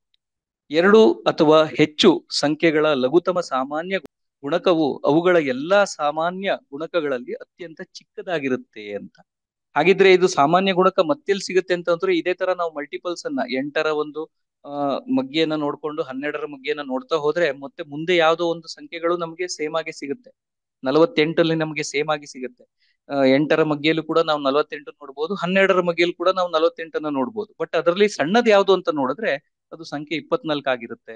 ಹಾಗಾಗಿ 24 ಈ ಒಂದು ಸಮಸ್ಯೆಗೆ ಉತ್ತರವಾಗಿರುತ್ತೆ. ಇದು ಫ್ಯಾಕ್ಟರೈಸೇಷನ್ ಮೂಲಕ ಹೇಗ್ ಮಾಡ್ಕೊಬಹುದು ಅಂತಂದ್ರೆ, ಸಂಖ್ಯೆಗಳನ್ನ ಒಂದು ಸಾಲಿನಲ್ಲಿ 8 ಮತ್ತೆ 12ಅನ್ನ ಈ ರೀತಿ ಕೋಷ್ಟಕದಲ್ಲಿ ಬರ್ಕೊಳ್ಬಹುದು. ಬರ್ಕೊಂಡ್ಬಿಟ್ಟು ಯಾವ ಒಂದು ಸಂಖ್ಯೆಯಿಂದ ಅದನ್ನ ನಾವು ಡಿವೈಡ್ ಮಾಡ್ಬೋದು ಅಂತ ಯೋಚನೆ ಮಾಡಿದ್ರೆ 8 ಮತ್ತೆ 12 ಎರಡು ಕೂಡ ಈವನ್ ನಂಬರ್ಸ್, ಸಮ ಸಂಖ್ಯೆಗಳು, 2ರಿಂದ ಭಾಗಿಸ್ಲಿಕ್ಕೆ ಸಾಧ್ಯ. ಹಾಗಾಗಿ ನಾವು ಡಿವೈಡ್ ಮಾಡೋಣ. ಮತ್ತೆ 4 ಮತ್ತೆ 6 ಅಂತ ಸಿಗುತ್ತೆ, ಅದು ಕೂಡ 2ರಿಂದ ಭಾಗಿಸ್ಲಿಕ್ಕೆ ಸಾಧ್ಯ. ಹೀಗೆ ಕಂಟಿನ್ಯೂ ಮಾಡ್ಕೊಂಡು ಮುಂದೆ ವರ್ಸಿ ಲಾಸ್ಟಿಗೆ 1 1 ಹೇಗೆ ಅಪವರ್ತಿಸುವಿಕೆ ಬರ್ತಿತ್ತೋ ಅದೇ ರೀತಿ ಮಾಡ್ಕೊಂಡು ಹೋಗುವಂಥದ್ದು. ಮಾಡ್ಕೊಂಡು ಬಂದಾಗ ನಮಗೆ ಲಾಸ್ಟ್ 1 1 ಅಂತ ಆನ್ಸರ್ ಸಿಗ್ಬೇಕು. ಆನ್ಸರ್ ಸಿಕ್ಕಾಗ ನಾವು LCM ಅನ್ನ ಹೇಗೆ ಕಂಡುಹಿಡಿತೀವಿ, 8 ಮತ್ತು 12ರ ಲಸಾಗುವನ್ನ ಹೇಗೆ ಕಂಡುಹಿಡಿತೀವಿ ಅಂತಂದ್ರೆ, ಸಿಕ್ಕಿರುವಂತಹ ಯಾವ್ಯಾವ ಸಂಖ್ಯೆಗಳನ್ನ ಬಳಸ್ಕೊಂಡು ನಾವು ಡಿವೈಡ್ ಮಾಡಿದ್ವಲ್ಲ ಅದೆರಡು ಎಲ್ಲಾ ಸಂಖ್ಯೆಗಳನ್ನ ಗುಣಿಸೋಣ. 2 ಇಂಟು 2 ಇಂಟು 2 ಇಂಟು 3 ಕೊನೆದ ಅದು ಎಲ್ಲವನ್ನು ಗುಣಿಸಿದಾಗ ನಮಗೆ ಸಿಗುವಂತ ಒಂದು ಉತ್ತರ 24 ಆಗಿರುತ್ತೆ. ಇದೇ ನಮಗೆ ಲಘುತಮ ಸಾಮಾನ್ಯ ಗುಣಕವಾಗಿರುತ್ತೆ ಅಂತ ನಾವಿಲ್ಲಿ ಹೇಳ್ಬೋದು. ನೈಜ ಜೀವನದಲ್ಲಿ ಇರುವಂತಹ ಈ ಒಂದು ಅಪ್ಲಿಕೇಶನ್ಸ್ HCM ಮತ್ತೆ LCM ನ ಒಂದು ಅನ್ವಯಗಳನ್ನ ನೋಡೋಣ. ಅದು ಪದ ರೂಪ ಸಮಸ್ಯೆಗಳಲ್ಲೇ ನೋಡ್ತಾ ಇದ್ದೇವೆ. ಒಂದು ಸಮಸ್ಯೆ ಏನು ಅಂತಂದ್ರೆ, ಈ ಒಂದು ವಿಜಯ್ ಎನ್ನುವಂತಹ ವ್ಯಕ್ತಿ 75 kg ಮತ್ತು 69 kg ತೂಕಗಳಿರುವ 2 ಚೀಲ ಗೊಬ್ಬರವನ್ನ ಖರೀದಿಸ್ತಾನೆ. ಸರಿಯಾಗಿ ಪೂರ್ಣ ಸಂಖ್ಯೆಗಳಲ್ಲಿ ಅಳತೆ ಮಾಡಿ ಆ ಚೀಲಗಳಲ್ಲಿರುವ ಗೊಬ್ಬರವನ್ನು ಕಂಡುಹಿಡಿಯಲು ಬೇಕಾಗಿರುವ ತೂಕದ ವಸ್ತುವಿನ ಗರಿಷ್ಠ ಅಳತೆಯನ್ನ ಕಂಡುಹಿಡಿಯಿರಿ ಎನ್ನುವಂಥದ್ದು ಪ್ರಶ್ನೆ. ಗರಿಷ್ಠ ಮ್ಯಾಕ್ಸಿಮಮ್. ಸೊ 69 kgಯ ಒಂದು ತೂಕವಿದೆ, ಇದಿದೆ. 75 kgಯ ಒಂದು ಗೊಬ್ಬರ ಚೀಲವಿದೆ. ಇಲ್ಲಿ ನಾವು ಇಂಪಾರ್ಟೆಂಟ್ ವರ್ಡ್ ಯಾವುದು ನಾವು ಒಂದು ಪದವನ್ನ ನಾವು ತಲೆಯಲ್ಲಿ ಇಟ್ಕೊಳ್ಬೇಕು ಅಂದ್ರೆ ಗರಿಷ್ಠ ಇದೆ, ಮ್ಯಾಕ್ಸಿಮಮ್ ಇದೆ. ಹಾಗಾಗಿ ಇದು ಒಂದು ಲಸಾಗು ಒಂದು ಮಾಡುವಂತಹ ಒಂದು ಪ್ರಶ್ನೆನ ಅಥವಾ ಮಹತ್ತಮ ಸಾಮಾನ್ಯ ಅಪವರ್ತನದ ಪ್ರಶ್ನೆಯ ಅಂತ ನಾವು ಒಂದು ಯೋಚನೆ ನಮ್ಮ ತಲೆಯಲ್ಲಿ ಬಂದ್ರೆ ಅದು ಮಹತ್ತಮ ಸಾಮಾನ್ಯ ಅಪವರ್ತನ ಕಂಡುಹಿಡಿಯುವಂತಹ ಒಂದು ಪ್ರಶ್ನೆ ಆಗಿರುತ್ತೆ. ಕೊಟ್ಟಿರುವಂತಹ 2 ಚೀಲಗಳ ಒಂದು ಕೆಜಿಯ ಅಳತೆಯನ್ನ ನಾವು ಪ್ರೈಮ್ ಫ್ಯಾಕ್ಟರೈಸೇಷನ್ ಮಾಡೋಣ. 75ಅನ್ನ ಪ್ರೈಮ್ ಫ್ಯಾಕ್ಟರೈಸೇಷನ್ ಮಾಡಿದ್ರೆ ನಮ್ಗೆ ಈ ರೀತಿ ಸಿಗುತ್ತೆ. ಅದೇ ರೀತಿ 69ರನ್ನ ನಾವು ಪ್ರೈಮ್ ಫ್ಯಾಕ್ಟರೈಸೇಷನ್ ಮಾಡಿದಾಗ 69 3ರಿಂದ ಭಾಗಿಸ್ಲಿಕ್ಕೆ ಸಾಧ್ಯ. ಯಾಕೆ ಅಂದ್ರೆ ಕೊಟ್ಟಿರುವಂತಹ ಅಂಕಿಗಳನ್ನ ನಾವು ಆಡ್ ಮಾಡೋಣ. 6 ಮತ್ತೆ 9 ನಮಗೆ 15 ಸಿಗುತ್ತೆ. 15 3ರ ಒಂದು ಗುಣಕ, ಹಾಗಾಗಿ ನಾವು 3ರಿಂದ ಭಾಗಿಸ್ಲಿಕ್ಕೆ ಸಾಧ್ಯ. ನಾವು 3ರಿಂದ ಡಿವೈಡ್ ಮಾಡಬಹುದು. ಸೊ 23 ಅಂತ ಸಿಗುತ್ತೆ. ಈ 23 ಎನ್ನುವಂಥದ್ದು ಒಂದು ಅವಿಭಾಜ್ಯ ಸಂಖ್ಯೆ, ಬೇರೆ ಯಾವ್ದು ಸಂಖ್ಯೆಯಿಂದನೂ ಭಾಗಿಸ್ಲಿಕ್ಕೆ ಸಾಧ್ಯ ಇಲ್ಲ. ಹಾಗಾಗಿ 23ರಿಂದನೇ ಭಾಗಿಸ್ಬೇಕು. ಸೊ 23ರಿಂದ ಭಾಗಿಸಿದ್ರೆ ನಮಗೆ 1 ಅಂತ ಸಿಗುತ್ತೆ. ಸೊ ಈ 75 ಮತ್ತು 69ರ ಒಂದು ಅವಿಭಾಜ್ಯ ಅಪವರ್ತಿಸುವಿಕೆ ಪ್ರಕ್ರಿಯೆ ಮುಗೀತು. ಇಲ್ಲಿ ಮುಂದೆ ಏನ್ ಮಾಡೋದು, 75ರನ್ನ ನಾವು 5 ಇಂಟು 5 ಇಂಟು 3 ಅಂತ ಬರ್ಕೊಳ್ಬಹುದು. ಅದೇ ರೀತಿ 69ರನ್ನ 3 × 23 ಅಂತ ಬರ್ಕೊಳ್ಬಹುದು. ಮುಂದೇನ್ ಮಾಡೋದು? ಇಲ್ಲಿ ಸಾಮಾನ್ಯ ಅಪವರ್ತನಗಳನ್ನ ನಾವು ತಗೊಳ್ಬೇಕು, ಅಂದ್ರೆ 3. ಸಮಸ್ಯೆಗೆ ಪರಿಹಾರ ಏನಾಗುತ್ತೆ ಅಂತಂದ್ರೆ ಆ ಒಂದು ಕಾಮನ್ ಫ್ಯಾಕ್ಟರ್ ಸಾಮಾನ್ಯ ಅಪವರ್ತನವು 3. ಹಾಗಾಗಿ ಮಹತ್ತಮ ಸಾಮಾನ್ಯ ಅಪವರ್ತನವು 3 ನಮಗೆ ಎಷ್ಟು ಕೆಜಿಯ ಒಂದು ತೂಕದ ಅಳತೆ ನಮಗೆ ಬೇಕು ಅಂತಂದ್ರೆ 69 ಮತ್ತು 75 kg ಎರಡನ್ನೂ ಅಳಿಲಿಕ್ಕೆ ಸಾಧ್ಯವಾಗೋದು 3 kg ಒಂದು ತೂಕ ನಮಗೆ ಬೇಕಾಗುತ್ತೆ. ಅದರ ಮಲ್ಟಿಪಲ್ ಅಲ್ಲಿ ನಾವು ಅಳಿಬಹುದು ಅಂತ ನಾವು ಹೇಳ್ಬೋದು. ಈಗ ಇನ್ನೊಂದು ಪ್ರಶ್ನೆಯನ್ನ ನಾವು ಪರಿಗಣಿಸೋಣ. ಒಂದು ಪೆನ್ಸಿಲ್ ಪ್ಯಾಕೆಟ್ ನಲ್ಲಿ 10 ಪೆನ್ಸಿಲ್ಗಳು ಮತ್ತು ಒಂದು ರಬ್ಬರ್ ಪ್ಯಾಕೆಟ್ ನಲ್ಲಿ 12 ರಬ್ಬರ್ಗಳು ಇರ್ತವೆ ಅಂತ.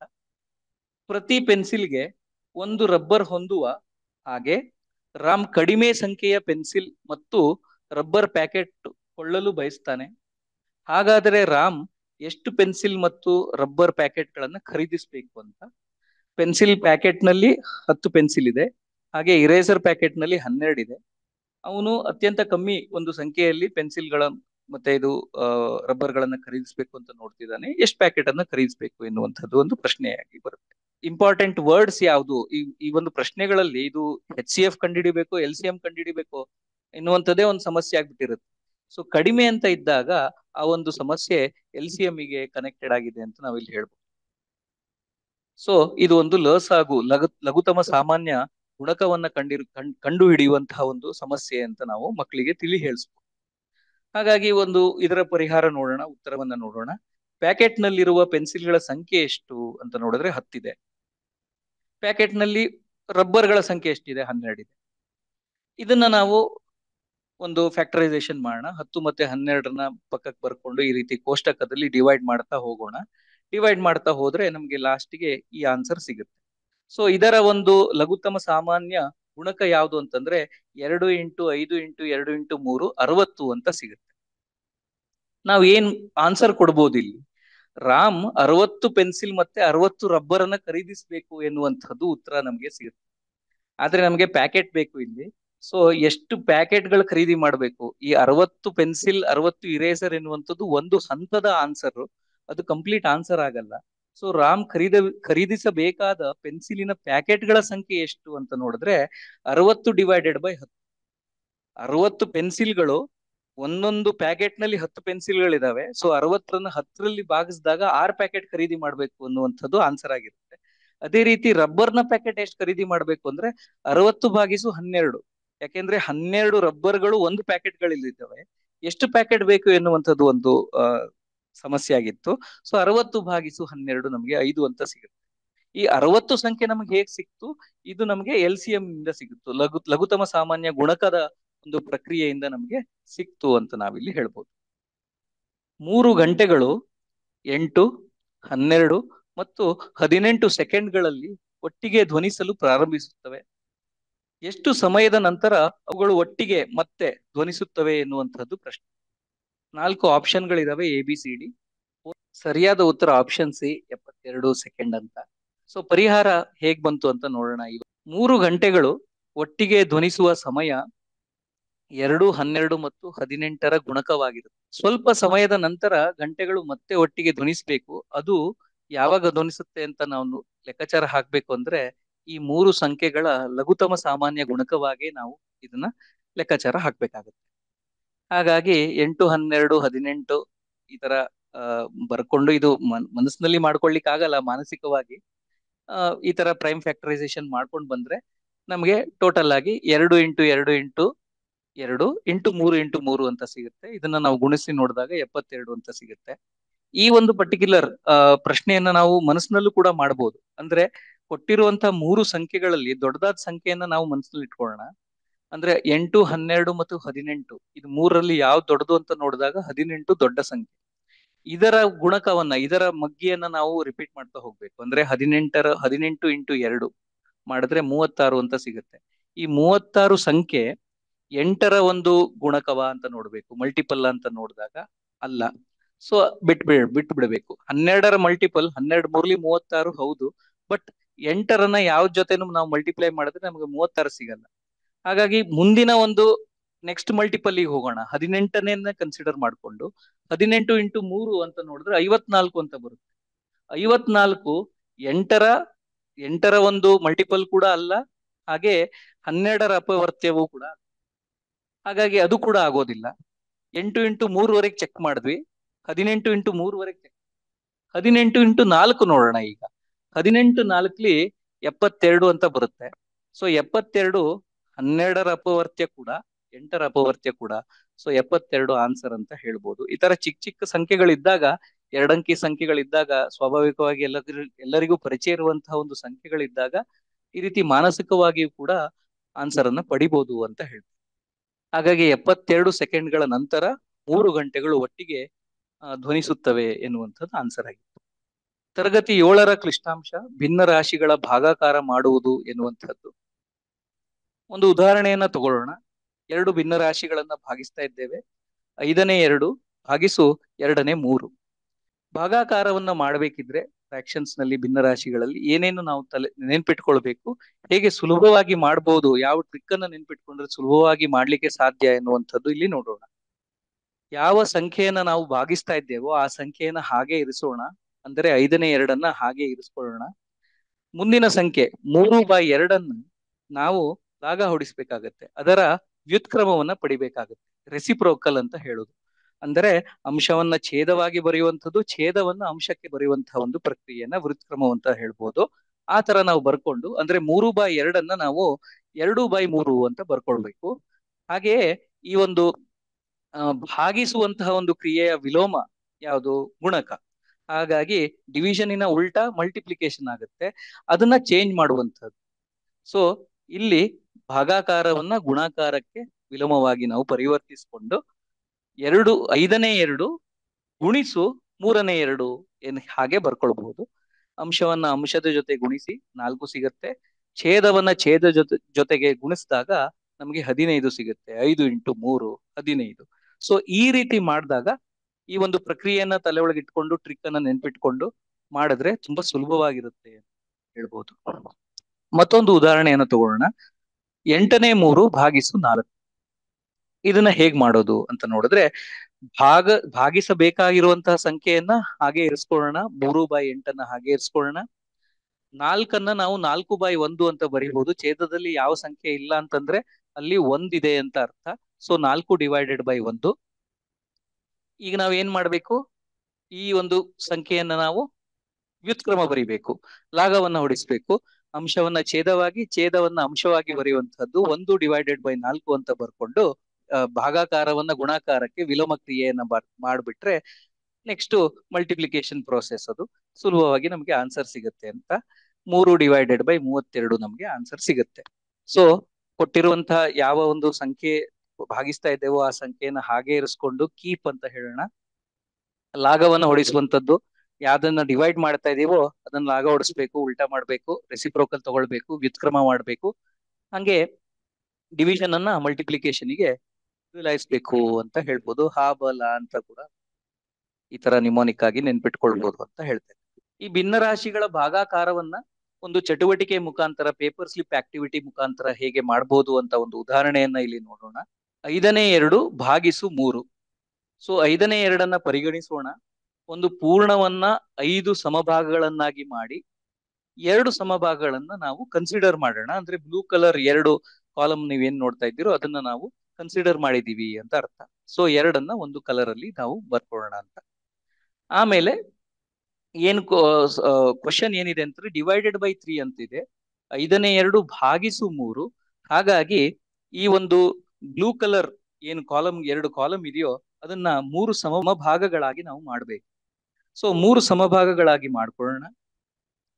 ಛೇದದಲ್ಲಿ ಯಾವುದೇ ಒಂದು ಸಂಖ್ಯೆ ಇಲ್ಲ ಅಂತಂದ್ರೆ ಒಂದು ಸಂಖ್ಯೆ ಇದೆ ಅಂತ ಅರ್ಥ.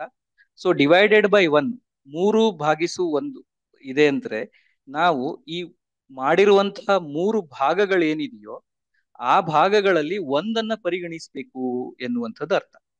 ಸೊ ಟೋಟಲ್ ಆಗಿ ಲಾಸ್ಟಿಗೆ ನಾವು ಒಂದು ಭಾಗವನ್ನ ಪರಿಗಣಿಸ್ತಾ ಇದ್ದೇವೆ. ಈ ಒಂದು ಭಾಗ ಪೂರ್ಣದ ಎಷ್ಟು ಭಾಗ ಅಂತ ನಾವು ತಿಳಿಬೇಕು ಅಂತಂದ್ರೆ ಈ ರೀತಿ ಗೆರೆಗಳನ್ನ ಎಕ್ಸ್ಟೆಂಡ್ ಮಾಡ್ಕೊಬೇಕು. ಪೂರ್ಣ ಕಂಪ್ಲೀಟ್ ಆಗಿ ಎಕ್ಸ್ಟೆಂಡ್ ಮಾಡ್ಕೊಂಡ್ರೆ ನಮ್ಗೆ ಸಿಗುತ್ತೆ. ಸೊ ಟೋಟಲ್ ಆಗಿ ಎಷ್ಟು ಭಾಗಗಳಿದೆ ಅಂತ ನಾವು ಲೆಕ್ಕಾಚಾರ ಮಾಡಿದ್ರೆ 15 ಸಮಭಾಗಗಳಿದಾವೆ. ಅದರಲ್ಲಿ 2 ಭಾಗಗಳನ್ನ ನಾವು ಪರಿಗಣಿಸ್ತಾ ಇದ್ದೇವೆ. ಸೊ 5ನೇ 2 ಭಾಗಿಸು 3 ಆನ್ಸರು 15ನೇ 2 ಅಂತ ಸಿಗುತ್ತೆ. ಇದನ್ನ ನಾವು ಸಾಲ್ವ್ ಮಾಡಿದ್ರೆ ಹೇಗ್ ಮಾಡ್ತೀವಿ ಅಂತಂದ್ರೆ 2/5 ಡಿವೈಡೆಡ್ ಬೈ 3/1 ಅಂತ ನಾವು ಬರ್ಕೊಂಡ್ರೆ 3/1 ನಾವು ರೆಸಿಪ್ರೋಕಲ್ ತಗೊಳ್ಬೇಕು, ವ್ಯುತ್ಕ್ರಮ ಮಾಡಬೇಕು, 1/3 ಅಂತ ಬರ್ಕೊಂಡು ಡಿವಿಷನ್ ಅನ್ನ ಮಲ್ಟಿಪ್ಲಿಕೇಶನ್ ಗೆ ಬರ್ಕೊಂಡು 5/2 ಗುಣಿಸು 3/1 ಅಂತ ಮಾಡ್ಬೇಕಾಗತ್ತೆ. ಸೊ ಅಂಶವನ್ನ ಅಂಶದ ಜೊತೆ ಗುಣಿಸಿ ಛೇದವನ್ನ ಛೇದದ ಜೊತೆ ಗುಣಿಸಿದಾಗ ನಮಗೆ 15/2 ಅಂತ ನಮ್ಗೆ ಆನ್ಸರ್ ಸಿಗುತ್ತೆ. ಸೊ ಈ ರೀತಿ paper slip activity class room ನಲ್ಲಿ ಸುಲಭವಾಗಿ ಮಾಡಬಹುದು. ಮಕ್ಕಳಿಗೆ ಮಾಡಿ ಅದರ ಒಂದು ಪರಿಕಲ್ಪನೆ ಕೂಡ ನೀವು ತೋರಿಸಬಹುದು ಅಂತ ಹೇಳ್ಬೋದು. ಇನ್ನೊಂದು ಉದಾಹರಣೆಯನ್ನ ನಾವಿಲ್ಲಿ ಕೊಟ್ಟಿದ್ದೇವೆ. 7/3/9. ಹಾಗೆ 7/3 ಹಾಗೆ ಇರಿಸ್ಕೊಂಡು 1/9 9/1 ಅಂತ ಅದರ ವ್ಯುತ್ಕ್ರಮವನ್ನ ಪಡ್ಕೊಂಡು ಭಾಗಾಕಾರವನ್ನ ಗುಣಾಕಾರಕ್ಕೆ ಪರಿವರ್ತಿಸಿ 63/3 ಅಂತ ನಮ್ಗೆ ಆನ್ಸರ್ ಸಿಗುತ್ತೆ. ಇದನ್ನ ಸಿಂಪ್ಲಿಫೈ ಮಾಡಿದ್ರೆ ನಮ್ಗೆ 21/1 ಅಂತ ನಮ್ಗೆ ಫೈನಲ್ ಆನ್ಸರ್ ಸಿಗುತ್ತೆ. ಕೊನೆಯದಾಗಿ ಈ ಒಂದು ಭಾಗಾಕಾರ ನ್ಯಾಸ್ ಎಲ್ಲೋಗೆ ಸಂಬಂಧಪಟ್ಟಿರುವಂತಹ ಒಂದು ಕಲಿಕಾ ಫಲ M702 ಗೆ ಇದು ಒಂದು ಕನೆಕ್ಟೆಡ್ ಆಗಿದೆ. ಆ ಕಲಿಕಾ ಫಲ ಭಿನ್ನ ರಾಶಿಯ ಗುಣಾಕಾರ ಮತ್ತೆ ಭಾಗಾಕಾರನ ಅರ್ಥೈಸುತ್ತಾರೆ ಎನ್ನುವಂಥದ್ದು ಒಂದು ಕಾನ್ಸೆಪ್ಟ್ ಗೆ ಕನೆಕ್ಟ್ ಆಗುತ್ತೆ. ಸೊ ಇದಕ್ಕೆ ಒಂದು ಉದಾಹರಣೆಯನ್ನ ತಗೊಳ್ಳೋಣ. ರೇಷ್ಮಾಳ ಬಳಿ 180 ಪಕ್ಷಿಗಳು ಸಾಕಾಗುವಷ್ಟು ಆಹಾರವಿದೆ. ಇದು ಅವಳ ಬಳಿ ಇರುವ ಒಟ್ಟು ಪಕ್ಷಿಗಳ 2/3 ಭಾಗ. ಹಾಗಾದ್ರೆ ರೇಷ್ಮಾ ಬಳಿ ಇರುವಂತಹ ಒಟ್ಟು ಪಕ್ಷಿಗಳೆಷ್ಟು ಎನ್ನುವಂಥದ್ದು ಒಂದು ಪ್ರಶ್ನೆ. ಆಪ್ಷನ್ಸ್ 1 2 3 4 ಆಪ್ಷನ್ಸ್ ಗಳನ್ನ ನಾವು ಇಲ್ಲಿ ಸ್ಕ್ರೀನ್ ನಲ್ಲಿ ನೋಡ್ಬೋದು. ಇದನ್ನ ಪರಿಹಾರ ಕೂಡ ನೋಡ್ಬಿಡೋಣ. ರೇಷ್ಮಾ ಆಹಾರವನ್ನು ನೀಡಬಹುದಾದ ಪಕ್ಷಿಗಳ ಸಂಖ್ಯೆ ಎಷ್ಟು ಅದನ್ನ ಕೊಟ್ಟಿದ್ದಾರೆ ಪ್ರಶ್ನೆಯಲ್ಲಿ, 180 ಅಂತ ಅಂದ್ಬಿಟ್ಟು. ಹಾಗೆ ಒಟ್ಟು ಪಕ್ಷಿಗಳಲ್ಲಿ ರೇಷ್ಮಾ ಆಹಾರವನ್ನು ನೀಡಬಹುದಾದ ಪಕ್ಷಿಗಳ ಭಾಗ, ಆ ಭಾಗ ಎಷ್ಟು ಭಾಗಕ್ಕೆ ಕೊಡ್ಬೋದು ಅಂತ ನೋಡಿದ್ರೆ ಅದು 3/2. ರೇಷ್ಮಾಳ ಬಳಿ ಇರುವ ಒಟ್ಟು ಪಕ್ಷಿಗಳ ಸಂಖ್ಯೆ ನಾವು ಕಂಡುಹಿಡಿಬೇಕಾಗಿದೆ. ಹಾಗಾಗಿ ರೇಷ್ಮಾ ಆಹಾರವನ್ನು ನೀಡಬಹುದಾದ ಪಕ್ಷಿಗಳ ಸಂಖ್ಯೆ ಭಾಗಿಸು ಒಟ್ಟು ಪಕ್ಷಿಗಳಲ್ಲಿ ರೇಷ್ಮಾ ಆಹಾರವನ್ನು ನೀಡಬಹುದಾದ ಪಕ್ಷಿಗಳ ಭಾಗ. ಇದನ್ನ ಭಾಗಾಕಾರ ಮಾಡಿದಾಗ ನಮಗೆ ಆನ್ಸರ್ ಸಿಗುತ್ತೆ. ಹಾಗಾಗಿ 180 ಭಾಗಿಸು 3/2 ಇದನ್ನ ನಾವು ಸಿಂಪ್ಲಿಫೈ ಮಾಡಿದಾಗ ನಮ್ಗೆ ಒಟ್ಟಾದಂತ ಉತ್ತರ 270 ಅಂತ ಸಿಗುತ್ತೆ. ಸೊ 270 ಪಕ್ಷಿಗಳಿಗೆ ರೇಷ್ಮಾ ಆಹಾರವನ್ನ ಕೊಡಬಹುದು ಅಂತ ಹೇಳ್ಬೋದು. 2/1 ಭಾಗಿಸು ಬ್ರಾಕೆಟ್ ನಲ್ಲಿ 2 ಮೈನಸ್ 8/3 ಎನ್ನುವಂತಹದ್ದು ಒಂದು ಪ್ರಶ್ನೆ. ABCD 4 ಆಪ್ಷನ್ ಇದೆ. ಸರಿಯಾದ ಉತ್ತರ ಯಾವುದು ಅಂತ ನೋಡೋಣ. ಆಪ್ಷನ್ ಸಿ 2/1 ಭಾಗಿಸು ಬ್ರಾಕೆಟ್ ನಲ್ಲಿ 2 ಮೈನಸ್ 8/3. ಸೊ 1/2 ಡಿವೈಡೆಡ್ ಬೈ ಈ 2 ಮೈನಸ್ 3/8 ಅನ್ನ 8ರ ಒಂದು ಲಘುತಮ ಸಾಮಾನ್ಯ ಗುಣಕವನ್ನ ನಾವು ಕಂಡುಹಿಡಿಯಬೇಕಾಗತ್ತೆ, LCM. ಸೊ 2 ಡಿವೈಡೆಡ್ ಬೈ 1 ಅಂತ ಬರ್ಕೊಂಡ್ರೆ 1 ಮತ್ತು 8ರ ಒಂದು LCM ಅಂತಂದ್ರೆ 8 ಸಿಗುತ್ತೆ. ಹಾಗಾಗಿ ನಾವು 16/8 ಮೈನಸ್ 3/8 ಅಂತ ಅಲ್ಲಿ ಬರ್ಕೊಳ್ಬಹುದು. 1 divided by 2 divided by 16 minus 3 ಮೇಲ್ಗಡೆ 16 ಮತ್ತೆ 3 ಮೈನಸ್ ಮಾಡಬಹುದು. ಡಿವೈಡೆಡ್ ಬೈ 8 ಕಾಮನ್ ಆಗಿ ಛೇದದಲ್ಲಿ ಬರ್ಕೊಂಡು ಲಾಸ್ಟಿಗೆ 16 ಮತ್ತೆ 3 ಮೈನಸ್ ಮಾಡಿದಾಗ ವ್ಯವಕಲಿಸಿದಾಗ ನಮಗೆ 13 ಅಂತ ಸಿಗುತ್ತೆ. ಹಾಗಾಗಿ 2/1 ಡಿವೈಡೆಡ್ ಬೈ 8/13 ಅಂತ ಸಿಗುತ್ತೆ. ಇಲ್ಲಿ ನಾವು 8/13 ಒಂದು ವ್ಯುತ್ಕ್ರಮವನ್ನ ಪಡಿಬೇಕು. ಸೊ ವ್ಯುತ್ಕ್ರಮವನ್ನ ಪಡೆದಾಗ 8/13 ಅಂತ ಸಿಗುತ್ತೆ. ಭಾಗಾಕಾರದ ವಿಲೋಮ ಕ್ರಿಯೆ ಗುಣಾಕಾರ. ಸೊ ಭಾಗಾಕಾರವನ್ನ ಗುಣಾಕಾರವಾಗಿ ಪರಿವರ್ತಿಸಿ 1 divided by 2 into 8/13 final answer 4/13 ಅಂತ ನಮಗೆ ಸಿಗುತ್ತೆ. ನಮ್ಮ ಟೀಚೋಪಿಯಾ ಆಪ್ ನಲ್ಲಿ ಬಹಳಷ್ಟು ಸಂಪನ್ಮೂಲಗಳಿದಾವೆ. ಪಾಠ ಯೋಜನೆಗಳು, ಯೋಜನಾ ಆಧಾರಿತ ಕಲಿಕಾ ಸಾಮಗ್ರಿಗಳು, ಹಾಗೆ ಅಭ್ಯಾಸ ಹಾಳೆಗಳು, ಕಾನ್ಸೆಪ್ಟಿಗೆ ಸಂಬಂಧಪಟ್ಟ ಹಾಗಿರುವಂತಹ ಒಂದು ಎಕ್ಸ್ಪ್ಲೇನರ್ ವಿಡಿಯೋಗಳು ಎಲ್ಲ ಕೂಡ ನಮ್ಮ ಟೀಚೋಪಿಯಾ ಆಪ್ ನಲ್ಲಿ ಇದೆ. ಹಾಗೆ ನಾವು ಹೊಸದಾಗಿ ಪರಿಕಲ್ಪನಾ ನಕ್ಷೆ ಅಂತ ಕೂಡ ನಾವು ಟೀಚೋಪಿಯಾ ಆಪ್ ನಲ್ಲಿ ಪ್ರತಿ ಚಾಪ್ಟರ್ಗೂ ನಾವು ಹಾಕಿದ್ದೇವೆ. ಇವತ್ತು ನಾವು ಯಾವ್ಯಾವ ಟಾಪಿಕ್ಸ್ ಅನ್ನ ಕವರ್ ಮಾಡಿದ್ದೇವೆ ಇದಕ್ಕೆ ಕನೆಕ್ಟೆಡ್ ಆಗಿ ಎಲ್ಲ ಕೂಡ ನೀವು ಟೀಚೋಪಿಯಾ ಆಪ್ ನಲ್ಲಿ ನೀವು ನೋಡಬಹುದು. ತರಗತಿ ವಾರು ಕೂಡ ನೀವು ನೋಡ್ಕೊಂಡು ಉಪಯೋಗಿಸಬಹುದು ಅಂತ ನಾವು ಹೇಳ್ತಾ ನಮ್ಮ ಪ್ರಸ್ತುತಿಯನ್ನ ಮುಗಿಸ್ತಾ ಇದ್ದೇವೆ.